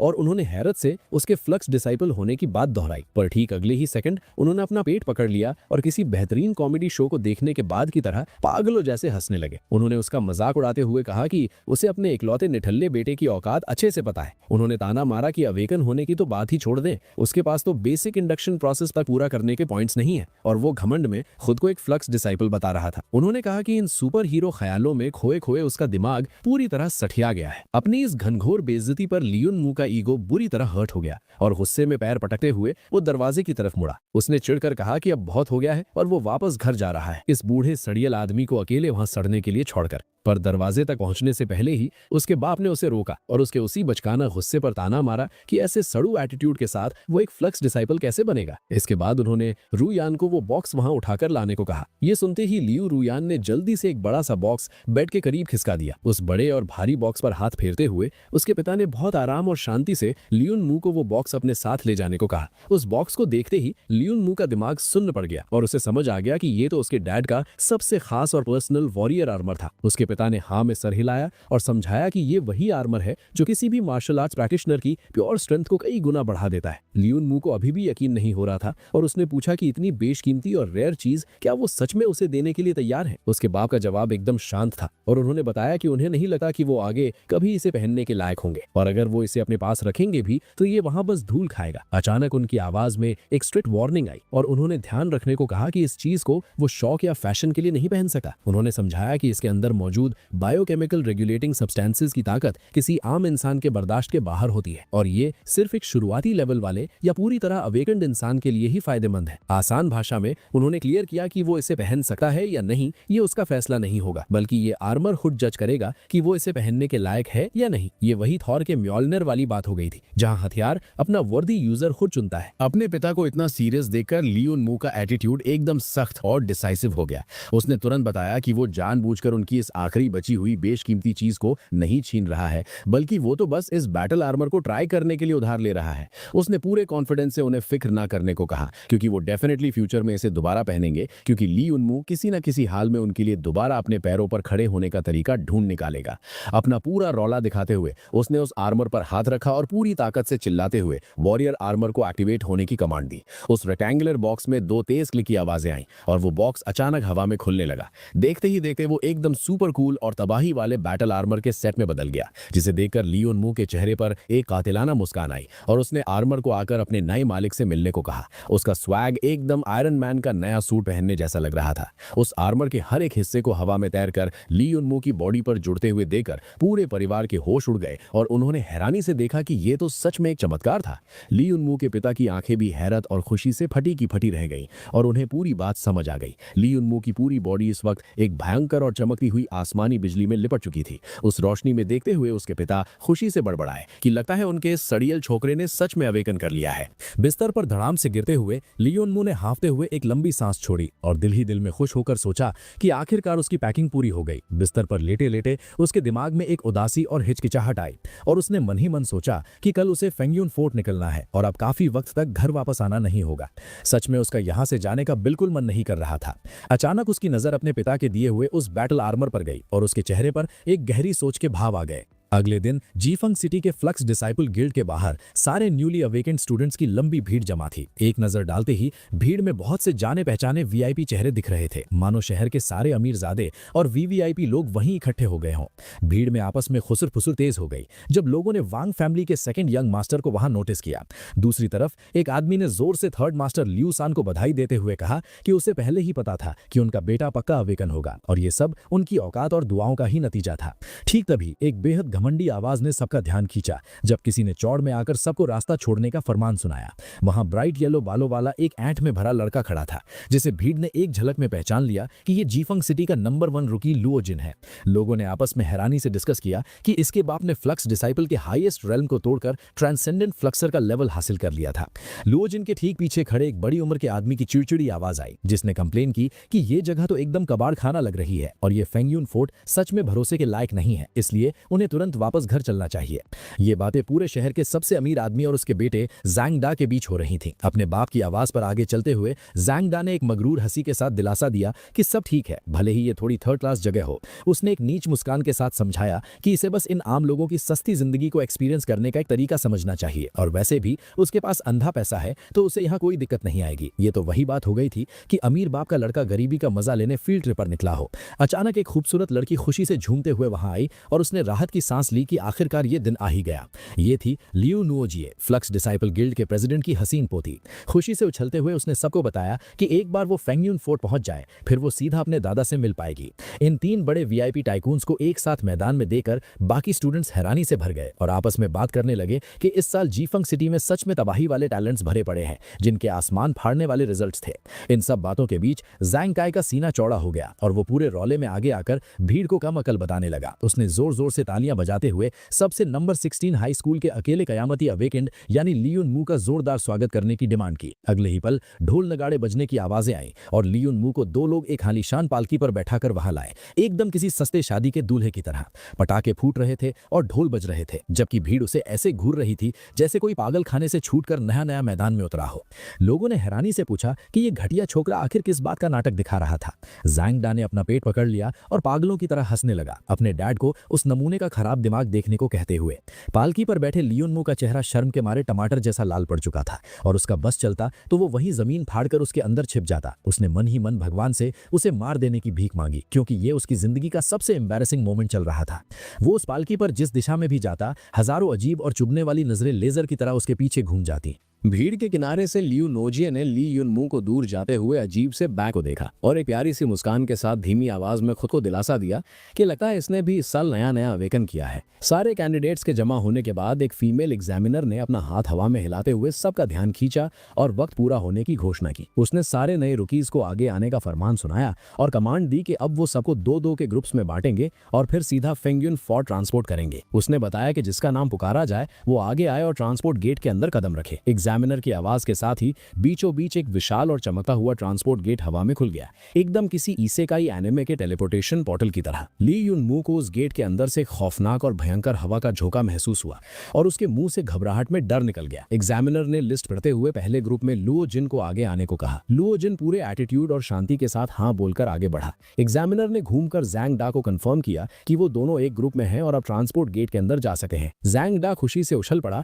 और अपनी आला किस्मत की तारीफ करने लगा। लगा। दोनों एक साथ दरवाजे की तरफ बढ़े, पर ज़ैंग डा का मुंह रेडियो की तरह बज रहा था। उसने लुओ जिन से सवाल किए कि क्या उसने पहले कभी टेलीपोर्ट किया है और क्या अंदर कोई अजीब एक्सीडेंट तो नहीं होता, जिसके जवाब में लुओ जिन ने उसे एक ठंडी कातिलाना ग्लेयर दी और उसकी बकवास बंद करवाई। एग्जामिनर ने अगली आवाज लगाई और नेक्स्ट ग्रुप के लिए ली युन मू और लियू नोजिए का नाम पुकारा। उसकी आवाज खत्म होते ही एक बेहद नरम और गोरे छोटे से हाथ ने आकर अचानक ली युन मू का हाथ कसकर पकड़ लिया। ली युन मू एक पल के लिए पूरी तरह सुन्न रह गया, जैसे उसे 440 वोल्ट का झटका लगा हो। लियू नोजिए ने उसे अपने साथ आगे खींचा और दरवाजे की तरफ भागी। एक बेहद हसीन और चमकती मुस्कान के साथ उसने खुद को इंट्रोड्यूस किया और उससे मिलकर अच्छा लगने की बात कही। लियू नोजिए के उस प्यारे से चेहरे को इतने पास से देखकर ली युन मू के गाल अचानक टमाटर की तरह लाल हो गए और उसने हकलाते हुए उसे वापस विश किया। उसकी धड़कन तेज हो गई थी और उसने मन ही मन सोचा कि इस लड़की की आवाज सच में कितनी ज्यादा मीठी है। अगले दिन फोर्ट के स्कूल में ली युन मू ने एक आलसी उबासी ली, जिससे उसकी आंखों में आंसू आ गए। उसने क्लास का दरवाजा धक्का देकर खोला और कैजुअली सबको गुड मॉर्निंग विश किया, पर अंदर देखते ही उसके होश उड़ गए। पूरी विशाल क्लास में सिर्फ और सिर्फ लियू नोजिए अकेली बैठी हुई थी, जिसने वापस उसे विश किया। ली युन मू ने हैरानी से पूछा कि वहां सिर्फ वो अकेले क्यों थी और बाकी सब कहां गए। उसने घबराकर सवाल किया कि क्या पहले ही दिन सबने ग्रुप बनाकर क्लास बंक मार दी थी। लियू नोजिए ने हल्के से हंसकर डिटेल में समझाया कि शुरुआत की कुछ क्लासेस सिर्फ थ्योरी क्लासेस होती हैं, जिनमें फ्लक्स एनर्जी को यूज करना, उसका सिस्टम और मॉन्स्टर सिस्टम के बारे में सिखाया जाता है। उसने आगे क्लियर किया कि ज्यादातर नए स्टूडेंट्स बचपन से ही फ्लक्स एनर्जी को सेंस कर लेते हैं, इसलिए यहाँ आने से पहले ही वो अपनी थ्योरी स्टडीज पूरी कर चुके होते हैं और ये क्लास सिर्फ उनके लिए है जो अचानक से अवेकन होते हैं। एक खाली सीट पर गिरते हुए ली युन मू ने झल्लाते हुए अपनी सांस छोड़ी और खुद को कोसा कि इसका मतलब यहाँ सिर्फ वो दो ही इडियट थे जिनको कुछ भी नहीं पता था। उसने शुक्र मनाया कि वो लड़की भी वहां थी, वरना अकेले तो उसकी सच में बहुत बुरी बेइज्जती होती। सीट पर बैठने से पहले ही एक लंबे कद का टीचर अंदर आया और आकर बोला कि इस साल क्लास में सच में बच्चे देखकर उसे थोड़ी हैरानी हो रही थी। उसने खुद को अपना टीचर बताया और उन्हें अपनी सीट्स पर बैठ जाने को कहा। यह शख्स यूनिवर्सिटी का एंशिएंट स्टाइल टीचर था, जिसका नाम ली बवेन था। ली बवेन की नजर जैसे ही लियू नोजिए पर पड़ी, वो बुरी तरह हैरान रह गया और उसने पूछा कि वो वहां क्या कर रही थी। लियू नोजिए आराम से चलकर पोडियम के पास गई और उसकी टोन से साफ लग रहा था कि दोनों पुराने जान पहचान वाले हैं। उसने क्लियर किया कि वो यहाँ खास उनसे मिलने आई थी क्योंकि उन्हें मिले हुए बहुत वक्त हो गया था। ली बोवेन ने मुस्कुराते हुए उसके दादाजी का हालचाल पूछा। लियू नोजिए ने खुशी से बताया कि उसके दादा एकदम ठीक है और उनकी हड्डियां अभी भी बहुत मजबूत हैं। फिर उसने ली युनमू की तरफ इशारा किया और उन्हें हिदायत दी कि इस नए लड़के को अच्छे से सिखाएं क्योंकि वो एक बहुत अच्छा टैलेंट है। उसने हल्के से धमकी भी दी कि अगर उन्होंने उसे ठीक से नहीं सिखाया तो उन्हें आगे के अंजाम का पता ही है। ये पूरा वीआईपी रिकमेंडेशन वाला नजारा देकर ली युनमू की आंखें फटी की फटी रह गईं, क्योंकि यहाँ तो बिना बताए फुल जुगाड़ चल रहा था। अपने टीचर से मिलने के बाद लियू नोजिए क्लास से बाहर निकलने लगी, पर जाते जाते वो ली युनमू को एक प्यारी सी वेव देना नहीं भूली और उसे अच्छे से पढ़ाई करने की बात बोली। दरवाजा बंद होते ही ली युनमू का चेहरा पूरी तरह गुस्से और थकान के अंधेरे में डूब गया और उसने चिढ़कर अपने दिमाग में सोचा कि इतनी देर उम्मीद लगाकर बैठने के बाद आखिरकार पता चला कि इस पूरी क्लास में इकलौता इडियट सिर्फ और सिर्फ वो ही था। डेस्क पर एक मरे हुए मेंढक की तरह पड़े ली युनमू को घूरते हुए ली बोवेन के दिमाग के पहिए घूमे। उन्होंने एनालाइज करते हुए मन ही मन सोचा कि पिछले 4 साल में ये पहली बार था जब कोई सच में उनकी क्लास अटेंड कर रहा था और इस लड़के का फाउंडेशन आम बच्चों से थोड़ा ज्यादा ही बेकार लग रहा था। अपनी घड़ी को देखते हुए उन्होंने सिचुएशन को और डेप्थ में समझा कि इस साल ऐसा लगभग कोई भी स्टूडेंट नहीं था जो बिना किसी स्पेशल ब्लड लाइन्स या डायमेंशनल क्रिस्टल्स को अब्सॉर्ब किए प्योरली नेचुरली अवेकन हुआ हो। उन्होंने हैरत में सोचा कि ऊपर से इसका उनकी पोती जैसी वीआईपी लियू नोजिए के साथ इतना अच्छा कनेक्शन होना इस बात का पक्का इशारा था कि इस छोकरे में जरूर कोई बहुत ओपी खास बात छिपी हुई है, बिल्कुल किसी शोनेन एनिमे के छोटे दिखने वाले खतरनाक मेन कैरेक्टर की तरह। अचानक ली बोवेन ने आवाज लगाई और पूछा कि क्या उसे इस बड़ी सी क्लास में अकेले बैठकर पढ़ना अनकंफर्टेबल लग रहा था और ऑफर दिया कि क्या वो किसी और जगह पर चलकर पढ़ना चाहता है। ली युनमू ने अपना सुन्न पड़ा चेहरा उठाया और हैरानी से सवाल किया कि उनका आखिर इस बात से क्या मतलब था। अगले ही पल वो दोनों एक दूसरे को खींचते हुए सीधा स्कूल की छत पर खड़े थे। ली बोवेन ने सीधा मुद्दा उठाया और पूछा कि क्या उसे सच में इस दुनिया के बारे में कुछ भी नहीं पता, यहाँ तक कि फ्लक्स एनर्जी का फिजिकल सिस्टम क्या होता है वो भी नहीं। ली युनमू ने एकदम ढीठ एटीट्यूड में बर्फ जैसी ठंडी आवाज में जवाब दिया कि इस बात से आखिर उनका क्या लेना देना था। ली बोवेन ने इस ढीठपन को पूरी तरह इग्नोर किया और अपना किताबी ज्ञान उगलना शुरू किया। उन्होंने जानकारी दी कि एक फ्लक्सर के रेल्म की कैटेगरी नीचे से ऊपर होती है, जैसे ordinary crystal, black crystal, silver crystal, gold crystal और आखिर में रेनबो क्रिस्टल। उन्होंने आगे क्लियर किया कि इसके ऊपर की कोई भी ताकत एक फ्लक्सर की लिमिट से आगे निकल जाती है और वो शख्स एक सुपर फ्लेक्सर बन जाता है। जमीन पर आराम से पालथी मारकर बैठा ली युनमू आखिरकार मेन पॉइंट पर आ गया। वो एक मेंढक की तरह हवा में उछलकर ठीक ली बोवेन के सामने आकर खड़ा हुआ और उसने डायरेक्ट अपने टीचर से पूछा कि वो बस इतना बताएं कि वो अपना रिल्म लेवल आखिर कैसे बढ़ा सकता है। ली बोवेन ने अपनी आवाज में एक सीरियस टोन लाते हुए समझाया कि अपना रिल्म बढ़ाने के लिए सबसे पहले उसे अपने फ्लक्स पॉइंट्स को एक्टिवेट करना होगा। उन्होंने एक्सप्लेन किया कि हमारी बॉडी में ऐसे टोटल 12 पॉइंट्स होते हैं जिन्हें एक्टिवेट किया जा सकता है। उन्होंने बताया कि लेफ्ट चेस्ट, राइट चेस्ट और पेट के फ्लक्स पॉइंट्स डिफेंसिव ताकत को बढ़ाते हैं, जबकि पैरों के तलवे और पिंडियों के पॉइंट्स एजिलिटी बढ़ाने के लिए यूज होते हैं। उन्होंने आगे बताया कि हथेलियों और बाजुओं के पॉइंट्स से सीधा अटैक स्ट्रेंथ बढ़ती है और स्कल के पॉइंट्स एक्टिवेट करने से सोचने की क्षमता, नर्व रिएक्शंस और पांचों सेंसेस पहले से कहीं ज्यादा खतरनाक हो जाते हैं। उन्होंने क्लियरली स्टेट किया कि इन 12 फ्लक्स पॉइंट्स को पूरी तरह एक्टिवेट करने के बाद ही कोई आखिर में ब्लैक क्रिस्टल रेल्म तक पहुंच सकता है। ली युनमू की क्यूरियोसिटी और बढ़ गई और उसने बेचैन होकर पूछा कि तो वो इन 12 फ्लक्स पॉइंट्स को आखिर एक्टिवेट कैसे करे। ली बोवेन ने पीछे हटकर दीवार का सहारा लिया और बड़ी आसानी से सच्चाई बताते हुए कहा कि पॉइंट्स एक्टिवेट करना कोई बहुत बड़ा मुश्किल काम नहीं है। उसे बस काफी सारे डायमेंशनल बीस्ट्स को मौत के घाट उतारना होगा और उनके अंदर से निकलने वाले फ्लक्स क्रिस्टल्स को अब्सॉर्ब करना होगा। ये डिटेल सुनते ही ली युनमू के माथे पर घबराहट के ठंडे पसीने की बूंदें चमकने लगी और उसने हैरानी से हकलाते हुए पूछा कि क्या उसे सच में उन भयंकर डायमेंशनल बीस्ट्स को मारना पड़ेगा। ठीक 3 दिन बाद सारे नए स्टूडेंट्स को सुबह सुबह स्कूल यार्ड में जमा कर लिया गया था। ली युनमू की आंखों के नीचे काले घेरे थे और उसने अपनी फटी आंखें मसलते हुए चिड़चिड़ाहट से कंप्लेन की कि इतनी सुबह सुबह सबको वहां मैदान में बुलाकर ये टीचर आखिर क्या नया कांड करने का प्लान बना रहा है। ठीक उसी वक्त एक बेहद तानेबाजी भरी और चुभती हुई आवाज ने उसके कान फाड़ दिए, जिसने मजाक उड़ाते हुए पूछा कि क्या ये वही प्यारा छोटा भाई नहीं है जो पिछले 3 दिन से लगातार बेसिक थ्योरी की किताबें चाट रहा है। यह आवाज किसी और की नहीं बल्कि हाउ वू की थी, जिसने ली युनमू के ठीक सामने आकर नीचपन से उसका मजाक उड़ाना शुरू किया। उसने भीड़ को इस बात पर ध्यान देने को कहा कि वहां एक ऐसा गंवार इंसान भी है जिसे अभी तक बेसिक थ्योरी क्लास में बैठना पड़ रहा है, और ताना मारा कि आखिर कोई इंसान अपनी औकात में इतना गिरा हुआ कैसे हो सकता है। ली युनमू कुछ सैवेज जवाब देता उससे पहले ही हाउ वू ने बड़ी बड़ी हाँकनी शुरू कर दी और बताया कि पिछले कुछ दिनों से वो सब इन सीनियर्स के कॉम्बैट ट्रेनिंग सेशंस देख रहे हैं और उन्होंने आपस में बहुत कुछ सीख भी लिया है। पर उसने ली युनमू को बस वही निठल्ला पड़ा हुआ साबित करने की कोशिश की। ली युनमू के चेहरे पर एकदम बोर और थका हुआ एक्सप्रेशन आ गया और उसने मन ही मन झल्लाते हुए सोचा कि आखिर ये बंदा उसको कितना पका रहा है। उसने चिढ़कर सोचा कि ये नमूना हर बार बिना बुलाए बाराती की तरह उसके पीछे पड़कर आखिर कुत्ते की तरह भौंकना क्यों शुरू कर देता है। अचानक हवा में से आकर कागजों का एक मोटा सा स्टैक सीधा हाउ वू के सर पर फटा। ली बोवेन ने गुस्से में उस नमूने को क्लास में फालतू की नौटंकी और कचरा फैलाना बंद करने की वार्निंग दी और उसे चुपचाप लाइन में जाकर खड़े होने का ऑर्डर दिया। हाउ वू चूट खाकर बुरी तरह चिल्लाया और डर के मारे आगे बढ़ गया जैसे किसी ने उसकी पूंछ पर जोरदार पैर रख दिया हो। ली बोवेन पूरे मैदान के बीचों बीच खड़ा होकर जोर से चिल्लाए और सबको उनकी तरफ ध्यान देने को कहा। उन्होंने अनाउंस किया कि भली ही वो देखने में किसी हीरो जैसा हद से ज्यादा हैंडसम लगते हैं, पर आखिर में इस साल उन सबका मेन टीचर वही है। ली बोवेन के चेहरे पर एक शातिर मुस्कान आई और उसने सबको बताया कि आज वही प्रैक्टिकल क्लास होने वाली है जिसका उन सबको बेसब्री से इंतजार था। ये सुनते ही ली युनमू के कान खड़े हो गए और उसकी आंखें चमक उठी। ली बोवेन ने आगे समझाया कि उन सबको 2-2 लोगों की टीम्स बनानी होंगी और फिर उन्हें अलग अलग लोकेशंस पर आज का प्रैक्टिकल लेसन पूरा करने के लिए भेजा जाएगा। एक एक शब्द पर जोर देते हुए उसने आज का टॉपिक अनाउंस किया कि उन सब का टास्क 10 डायमेंशनल बीस्ट्स का शिकार करना है। खुशी और जोश से ली युनमू ने अपनी मुट्ठी कसकर बांध ली और उसका चेहरा पूरी तरह चमक उठा। उसने मन ही मन सोचा कि आखिरकार वही तबाही वाला मौका आ गया था जिसकी उसे सबसे ज्यादा जरूरत थी। वहीं ली बोवेन ने उन्हें सख्त वार्निंग दी कि डायमेंशनल बीस्ट्स इस बात का कोई लिहाज नहीं करेंगे कि वो सिर्फ स्टूडेंट्स हैं। उसने आगे क्लियर किया कि अगर उनकी जान पर खतरा बनाया तो वो तुरंत वहां पहुंच जाएंगे, पर बाकी किसी भी सिचुएशन में उन्हें सिर्फ अपनी ताकत और अपने टीममेट्स पर भरोसा रखना होगा।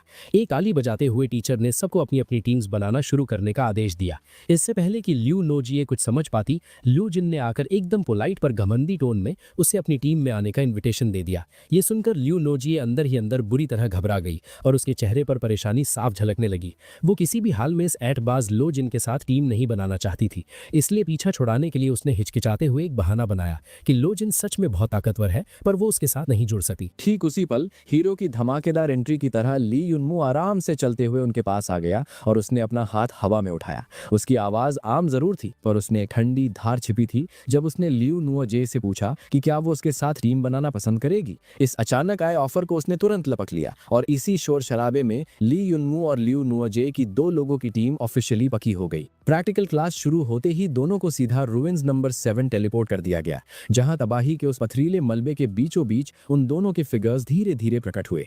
लियू नुओजे ने चारों तरफ एक घूमती हुई नजर डाली और एनालाइज किया कि ये जगह रुइंस नंबर 7 थी। ये किसी वक्त में 5th डिमेंशन के अंदर इंसानों का बनाया गया एक मजबूत बेस हुआ करता था, पर इंसानों ने इन डिमेंशनल बीस्ट्स के भयंकर रूप और दरिंदगी को समझने में बहुत बड़ी भूल कर दी थी, जिसका अंजाम ये खंडहर था।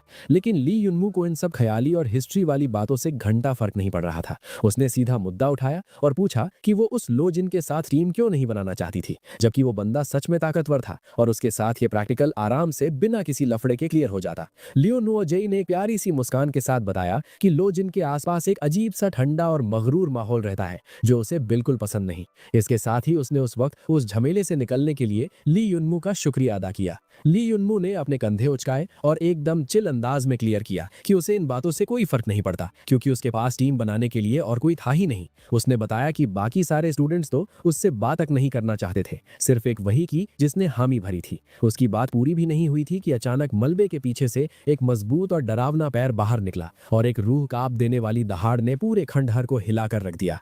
ली युनमू और लियू नुओजे तुरंत अलर्ट हो गए और उनकी बॉडी पूरी तरह फाइट मोड में आ गई। ली युनमू के माथी पर ठंडे पसीने की बूंदें झलक आईं और उसने चिढ़कर सोचा कि ये कचरा तो अभी से टपक पड़ा। उनके ठीक सामने इंसानी आकार के लो लेवल डिमेंशनल बीस्ट्स का एक झुंड खड़ा था, जिसे देखकर लियू नुओजे ने तुरंत बच के रहने की वार्निंग दी। उसने समझाया कि इस टाइप के डिमेंशनल मॉन्स्टर्स हमेशा झुंड में आते हैं और इनका एक लीडर जरूर होता है जो न जाने कहां छिपा बैठा होगा। ठीक उसी पल 2 मीटर से भी ज्यादा ऊंचा एक विशाल डिमेंशनल बीस्ट अचानक ली युनमू के ठीक पीछे से निकला और उसने पूरी ताकत से उस पर छलांग लगा दी। लियू नुओजे के मुंह से सिर्फ एक चीख ही निकल पाई कि अचानक एक जोरदार पंच ने ली युनमू को हवा में उछालकर सीधा दीवार में दे मारा, बिल्कुल किसी एनिमे के भयंकर अटैक की तरह। खौफ के मारे उस राक्षस को घूरते हुए लियू नुओजे हकलाई और खुद से पूछा कि क्या इतनी भयंकर तबाही वाली ताकत का मालिक ही इन डिमेंशनल मॉन्स्टर्स का लीडर था। उस डिमेंशनल बीस्ट ने बिना कोई आवाज किए सीधा दूसरा हमला कर दिया, जिससे बचने के लिए लियू नुओजे फुर्ती से हवा में कूद गई।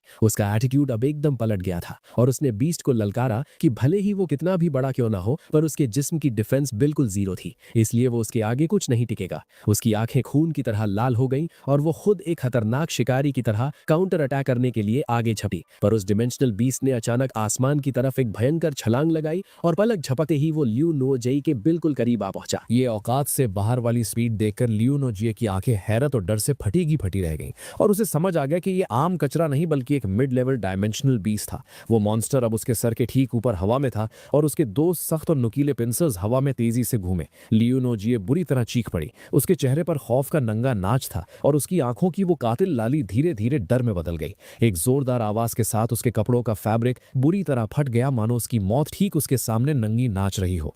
पर ठीक उसी सेकंड ली युनमू किसी लोहे की ढाल की तरह प्लॉट आर्मर पहनकर उसके सामने आकर खड़ा हो गया और उसके होठों पर एक छेदने वाली मुस्कान थी। उसने मजाक उड़ाते हुए पूछा कि वो तो उनकी क्लास की टॉप स्टूडेंट्स में से एक थी ना, तो आखिर सिर्फ एक अकेले मिड लेवल डायमेंशनल बीस्ट ने उसकी हवा इतनी टाइट कैसे कर दी।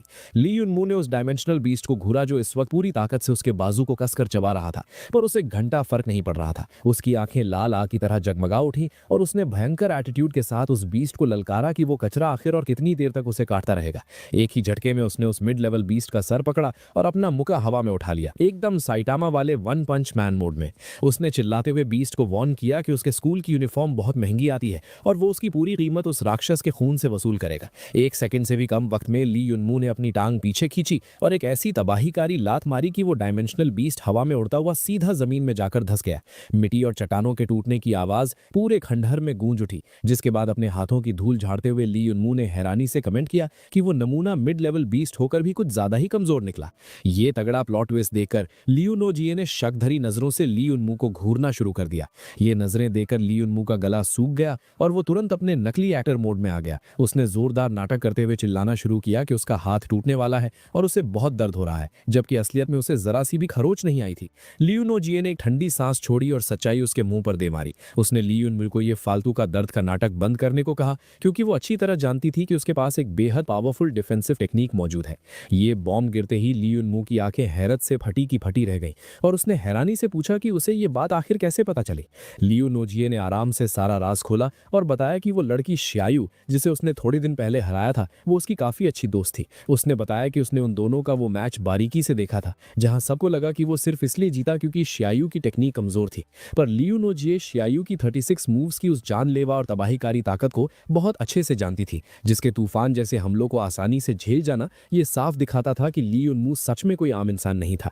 लियू नोजिए ने आगे कहा कि वो ये भी समझती है कि ली युनमू जानबूझकर अपने आप को सबके सामने ताकतवर नहीं दिखाना चाहता था, क्योंकि ये दुनिया ऐसे ओपी ताकतवर वालों के लिए कोई मेहरबान जगह नहीं है। ये पूरी डिटेल्ड एनालिसिस सुनकर ली युनमू का मुंह खुले का खुला रह गया, क्योंकि असलियत तो ये थी कि उसे खुद ही नहीं पता था कि वो इतना आतंकी बन चुका है। उसने दिल ही दिल में सोचा कि वो अपनी डिफेंसिव टेक्निक लोगों से इसलिए छुपा रहा था क्योंकि एक मामूली खानदान के लड़के के पास ऐसी रेयर टेक्निक का होना हर किसी की आंखों में खटकता। पर अब जब इस लड़की को सब पता ही चल चुका था तो आगे नाटक करने का कोई फायदा नहीं था। अपने बालों में हाथ फेरते हुए उसने ठंडी सांस छोड़ी और सच कबूल किया कि उसने तो यही सोचा था कि एक आम इंसान बनकर उससे दोस्ती करेगा, पर अब नाटक करने का कोई पॉइंट नहीं बचा था। उसने मान लिया कि उसके पास ये अजीब स्किल है और अब जब सारे पते टेबल पर खुली गए हैं तो क्यों ना इस सब का पूरा मजा लिया जाए। ली युनमू झटके से पलटा और रास्ते के किनारे छिपे हुए उस दूसरे डायमेंशनल बीस्ट को ललकारा। उसने उस छिपे हुए कचरे को सारी शर्म छोड़कर आमने सामने आकर खेलने का चैलेंज दिया और एक मौत वाली मुस्कान दी, जिसे देकर वो बचा हुआ डायमेंशनल बीस्ट खौफ के मारे बुरी तरह चिल्ला उठा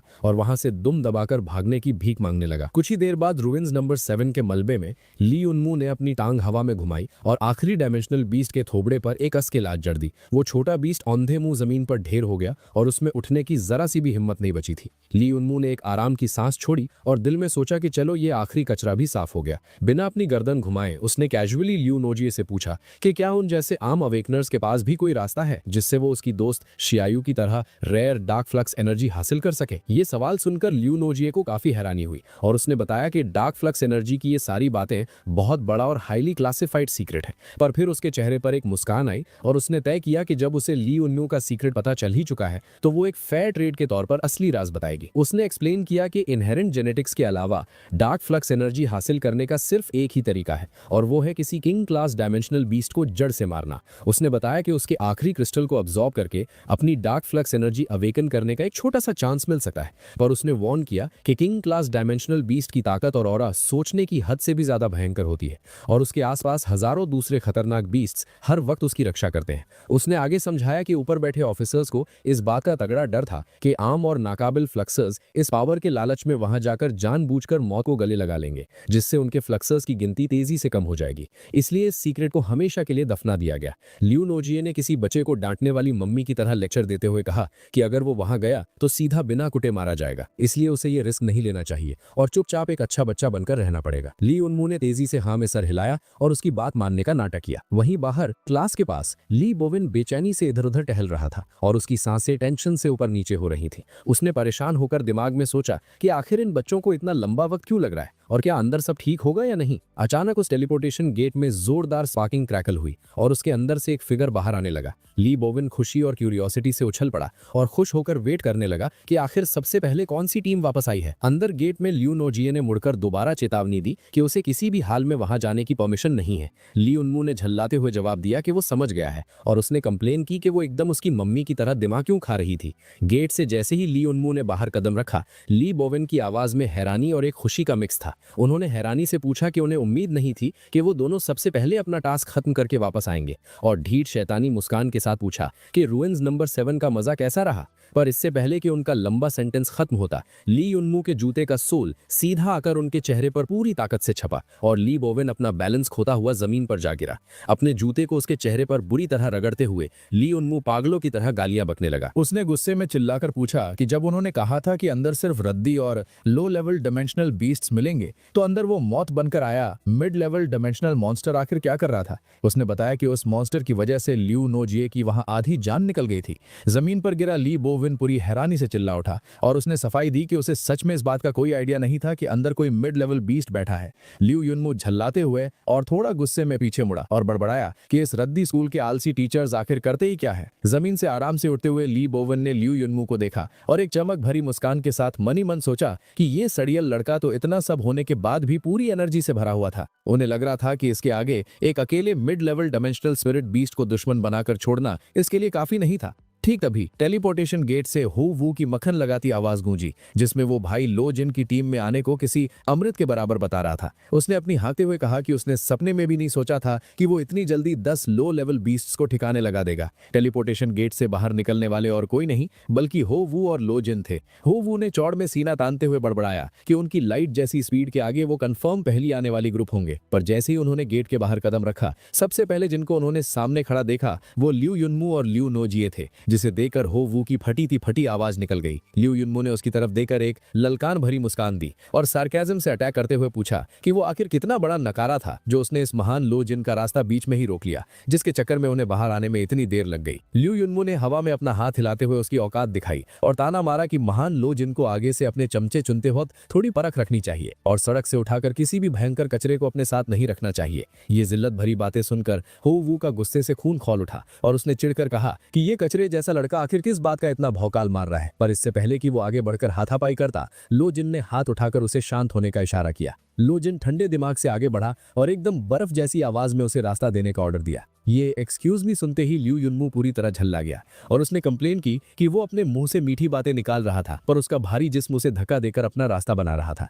लो जिन सीधा लियू नोजिए के पास गया और सीधा सवाल दागा कि वो लोग आखिर इतनी जल्दी अपना टास्क खत्म करके बाहर कैसे आ गए। उसने पूछा कि क्या ये अजीब बात सच है कि ये लियू युनमू अंदर से सच में बहुत ताकतवर और कातिल है। ठीक उसी पल टेलीपोर्टेशन गेट से अपना एटीट्यूड दिखाते हुए जैंग दा भी बाहर निकल आया। इधर लियू नोजिए बुरी तरह पशोपेश में फंस गई थी और दिमाग में सोच रही थी कि ये मगरूर और अकड़ू इंसान आखिर आके उससे ऐसे डायरेक्ट सवाल क्यों पूछ रहा था। उसने अपनी गर्दन घुमाकर एक बार लियू युनमू को देखा, जो अभी भी वैसे ही आराम से खड़ा था जैसे उसे इन दोनों की किसी भी टेंशन से कोई फर्क न पड़ता हो। उसने दिमाग लगाया कि अगर उसने लो जिन जैसे घमंडी और ऐंठ वाले इंसान को ये बता भी दिया कि ये सारा काम लियू युनमू का था तो वो इस बात को कभी हजम नहीं कर पाएगा। इसलिए उस बवाल को वहीं दबाने के लिए उसने एक सिंपल सा बहाना बनाया कि इस बार वो जिन डायमेंशनल बीस्ट से टकराए थे उनके सारे एट्रीब्यूट्स ठीक उसके एट्रीब्यूट से काउंटर होते थे, इसलिए उनका शिकार तेजी से हो गया। लुओ जिन को ऐसी बचकानी बातों पर बिल्कुल भी यकीन नहीं हो रहा था और उसने डाउट किया कि क्या वाकई में सिर्फ एट्रीब्यूट काउंटरिंग की वजह से इतनी तेजी से रिजल्ट मिलना पॉसिबल है। वहीं पीछे खड़ा जैंगडा का चमचा झल्लाते हुए कंप्लेन करने लगा कि ली युनमू की किस्मत सच में कितनी मेहरबान है जो उसे लियू नोजे जैसी इतनी खतरनाक लड़की का फ्री में साथ मिल गया और बिना कुछ किए वो प्रैक्टिकल क्लास में फर्स्ट प्लेस पर आ गया। पर जैंगडा के होठों पर एक अजीब और ठंडी हंसी आई और उसकी तीखी नजरें सीधा ली युनमू पर गड़ी हुई थी। उसने अटल आवाज में क्लियर किया कि वो इन किस्मत जैसी चीजों में विश्वास नहीं रखता और कैजुअली हंसते हुए जोड़ा कि ये बातें तो बस आम और कमजोर लोगों को बेवकूफ बनाने के लिए बोली जाती हैं। ठीक आधा साल 6 महीने बाद रूइंस नंबर 7 की उस पथरीली जमीन पर एक डायमेंशनल बीस्ट बुरी तरह जख्मी हालत में औंधे मुंह जमीन पर पड़ा था और दर्द से चीख रहा था। जमीन पर उन मौत के ढेर पड़े राक्षसों की तरफ देखते हुए ली युनमू की आवाज में अब पहले जैसी कोई गर्मा गर्मी या जोश नहीं बचा था। उसने थकर बड़बड़ाया कि ये सब कुछ अब बहुत ज्यादा बोरिंग और रेपिटेटिव होने लगा है और इन मामूली डायमेंशनल बीस्ट्स को लगातार पेलते रहने से अब उसे जरा भी कोई फायदा या नया चैलेंज नहीं मिल रहा था। अपने दोनों हाथ पैंट की जेब में डालते हुए उसने एक ठंडी हंसी हंसी और खुद को दिलासा दिया कि इन चुतिया ट्रेनिंग के दिनों का अब परमानेंटली अंत होने वाला है। उसने आगे होने वाले सेंट्रल कॉन्टिनेंट के लैमो रिवर एरिया रैंकिंग कंपटीशन को लेकर अपनी खुशी जाहिर की और इस आने वाले मौत के खेल का नाम दिमाग में आते ही उसकी थकी हुई आंखों में एक भयंकर और फ्रेश चमक आ गई। एकदम आराम से और आलसी कदमों से चलते हुए वो स्कूल की तरफ वापस आने लगा और मन ही मन सोचा कि 6 महीने तो कब चुपके से निकल गए पता ही नहीं चला। उसने दिमाग में एनालाइज किया कि पिछले 6 महीने से उसकी खुद की कल्टिवेशन और पावर प्रोग्रेस की रफ्तार इस शैडो हैक सिस्टम के हैक यूज करने के मुकाबले बहुत ज्यादा स्लो हो चुकी थी।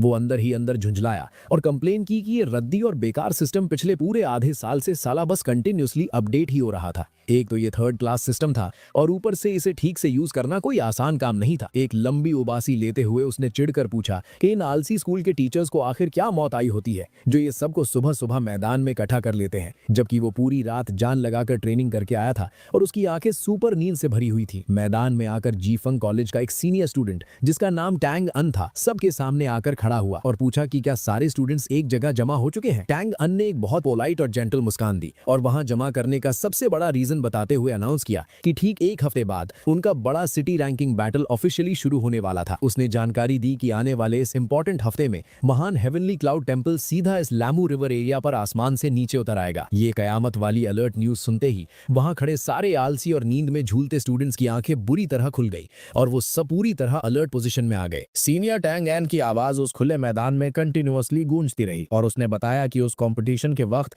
हर एक शहर से आए हुए न्यू कमर्स को 5 से 7 लोगों की एक स्ट्रॉन्ग टीम बनानी होगी, जिसका बेसिक टास्क डायमेंशनल मॉन्स्टर्स का नंगा नाच रुकवाना और उन्हें एलिमिनेट करना होगा। उसने आगे रूल्स समझाए कि डायमेंशनल मॉन्स्टर्स को मारने पर उन्हें जो टोटल पॉइंट्स रिवॉर्ड में मिलेंगे वही पॉइंट्स उनके शहर के स्कोर में ऐड होंगे और दूसरे शहरों के स्कोर से मिलाकर उनकी रैंकिंग तय होगी। टैंग एन ने कड़ी वार्निंग दी कि उस ओपन बैटल के दौरान हवा में कंटिन्यूअसली तैरती हुई स्पेस आइज उनके हर एक एक्शन पर पूरे 24 घंटे बाज की तरह नजर रखेंगी। उसने बताया कि उनकी हर एक हरकत और हमला पूरी दुनिया के मेजर शहरों में एक साथ लाइव ब्रॉडकास्ट किया जाएगा, इसलिए किसी भी तरह की चीटिंग करने की हिम्मत बिल्कुल मत करना। ये सख्त बात सुनकर ली युनमू ने आसमान में तैर रही एक ऐसी ही रोबोटिक स्पेस आइस को घूरा जो सीधा उसी को देख रही थी, जिससे उसे अंदर ही अंदर थोड़ी घुटन और अनकंफर्टेबल सी फीलिंग होने लगी। टैंग एन ने आखिरी इंस्ट्रक्शन देकर बात खत्म की और सभी स्टूडेंट्स को अपना अपना सर्वाइवर बैटल आर्मर कलेक्ट करने को कहा, जिसे स्पेशली फ्लक्सर गिल्ड ने उन नए न्यू कमर्स के बचाव के लिए तैयार करवाया था। उसने बताया कि इस प्रोसेस के बाद वो पूरी तरह फ्री है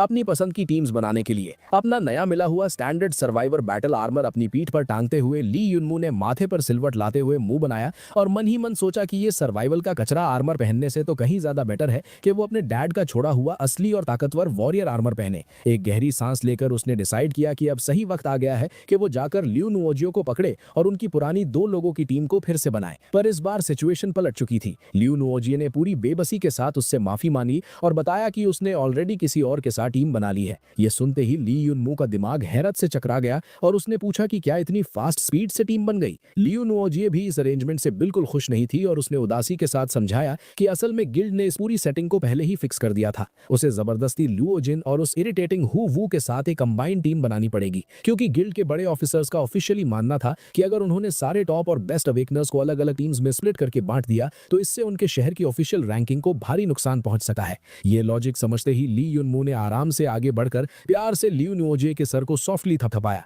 और उसे तसल्ली देते हुए कहा कि अगर गिल्ड ने ऑफिशियली ऐसा अरेंज किया है तो वही करे जो उन्होंने सिखाया है। लियू नुओजियो की आंखों में उसके लिए सच में जेन्युइन परेशानी झलक आई और उसने पूछा कि फिर उसका आगे क्या होगा। ली युनमू ने अपना हाथ हवा में कैजुअली हिलाते हुए उसे दिलासा दिया कि वो खुद अपने हिसाब से कोई ना कोई रास्ता फिगर आउट कर ही लेगा, इसलिए वो उसके बारे में टेंशन ना ले। पर जैसे ही वो पलटकर आगे बढ़ा उसकी आंखें उदासी से बुरी तरह झुक गई। उसने दिल ही दिल में सोचा कि बोलने में तो वो उसके सामने बड़ा हीरो बन गया, पर असलियत में उसे पता था कि अब सच में इस क्राउड में कोई ऐसा सिंगल इंसान भी नहीं बचा जो उस कचरे स्टूडेंट के साथ किसी टीम में आना चाहेगा। ठीक उसी अकेलेपन के वक्त जोंग डा वहां उसके पास मस्त चलते हुए आया और उसे अकेले और उदास घूमने वाला भाई बुलाकर पूछा कि क्या वो ऑफिशियली उसकी आलीशान टीम में आना चाहता है। ली युनमू ने उसकी तरफ एक तेज और शक भरी नजर से देखा और अपने दिमाग में सोचा कि ये जोंग डा इतना अमीर और वीआईपी रिच यंग मास्टर है जिससे उसने ठीक से बात तक नहीं की, तो फिर अचानक ये उसे अपनी खास टीम में आने का ऑफर क्यों दे रहा था। पर उसके इन सब उलझे हुए ख्यालों के बावजूद ली युनमो ने झट से बिना वक्त जाया किए ऑफर एक्सेप्ट कर लिया, ये सोचकर कि उसे वैसे भी फर्क नहीं पड़ता कि वो किसके साथ टीम बना रहा है।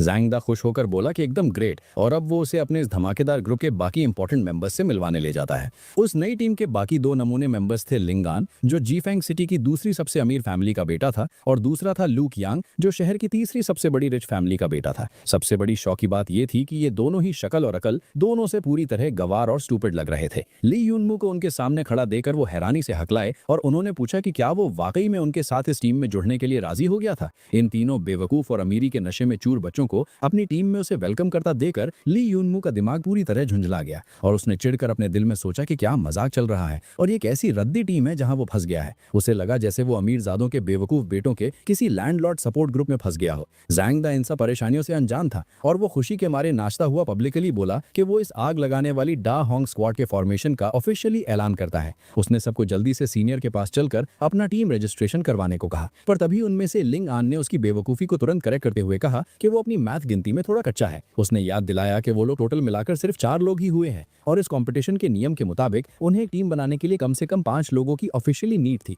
मतलब उनके पास अभी भी एक टीम बनाने लायक पूरे बंदे नहीं हुए थे, जिसके बिना टीम किसी काम की नहीं थी। ये बेसिक एडिशन वाली मैथ सुनते ही ज़ैंग दा का दिमाग पूरी तरह ब्लैंक हो गया और वो हैरानी से हकलाते हुए अजीब सा रिएक्शन देने लगा। उसका दिमाग किसी पुराने पीसी की तरह वहीं हैंग हो गया था जिसे 4 तक की गिनती भी ठीक से नहीं आती थी।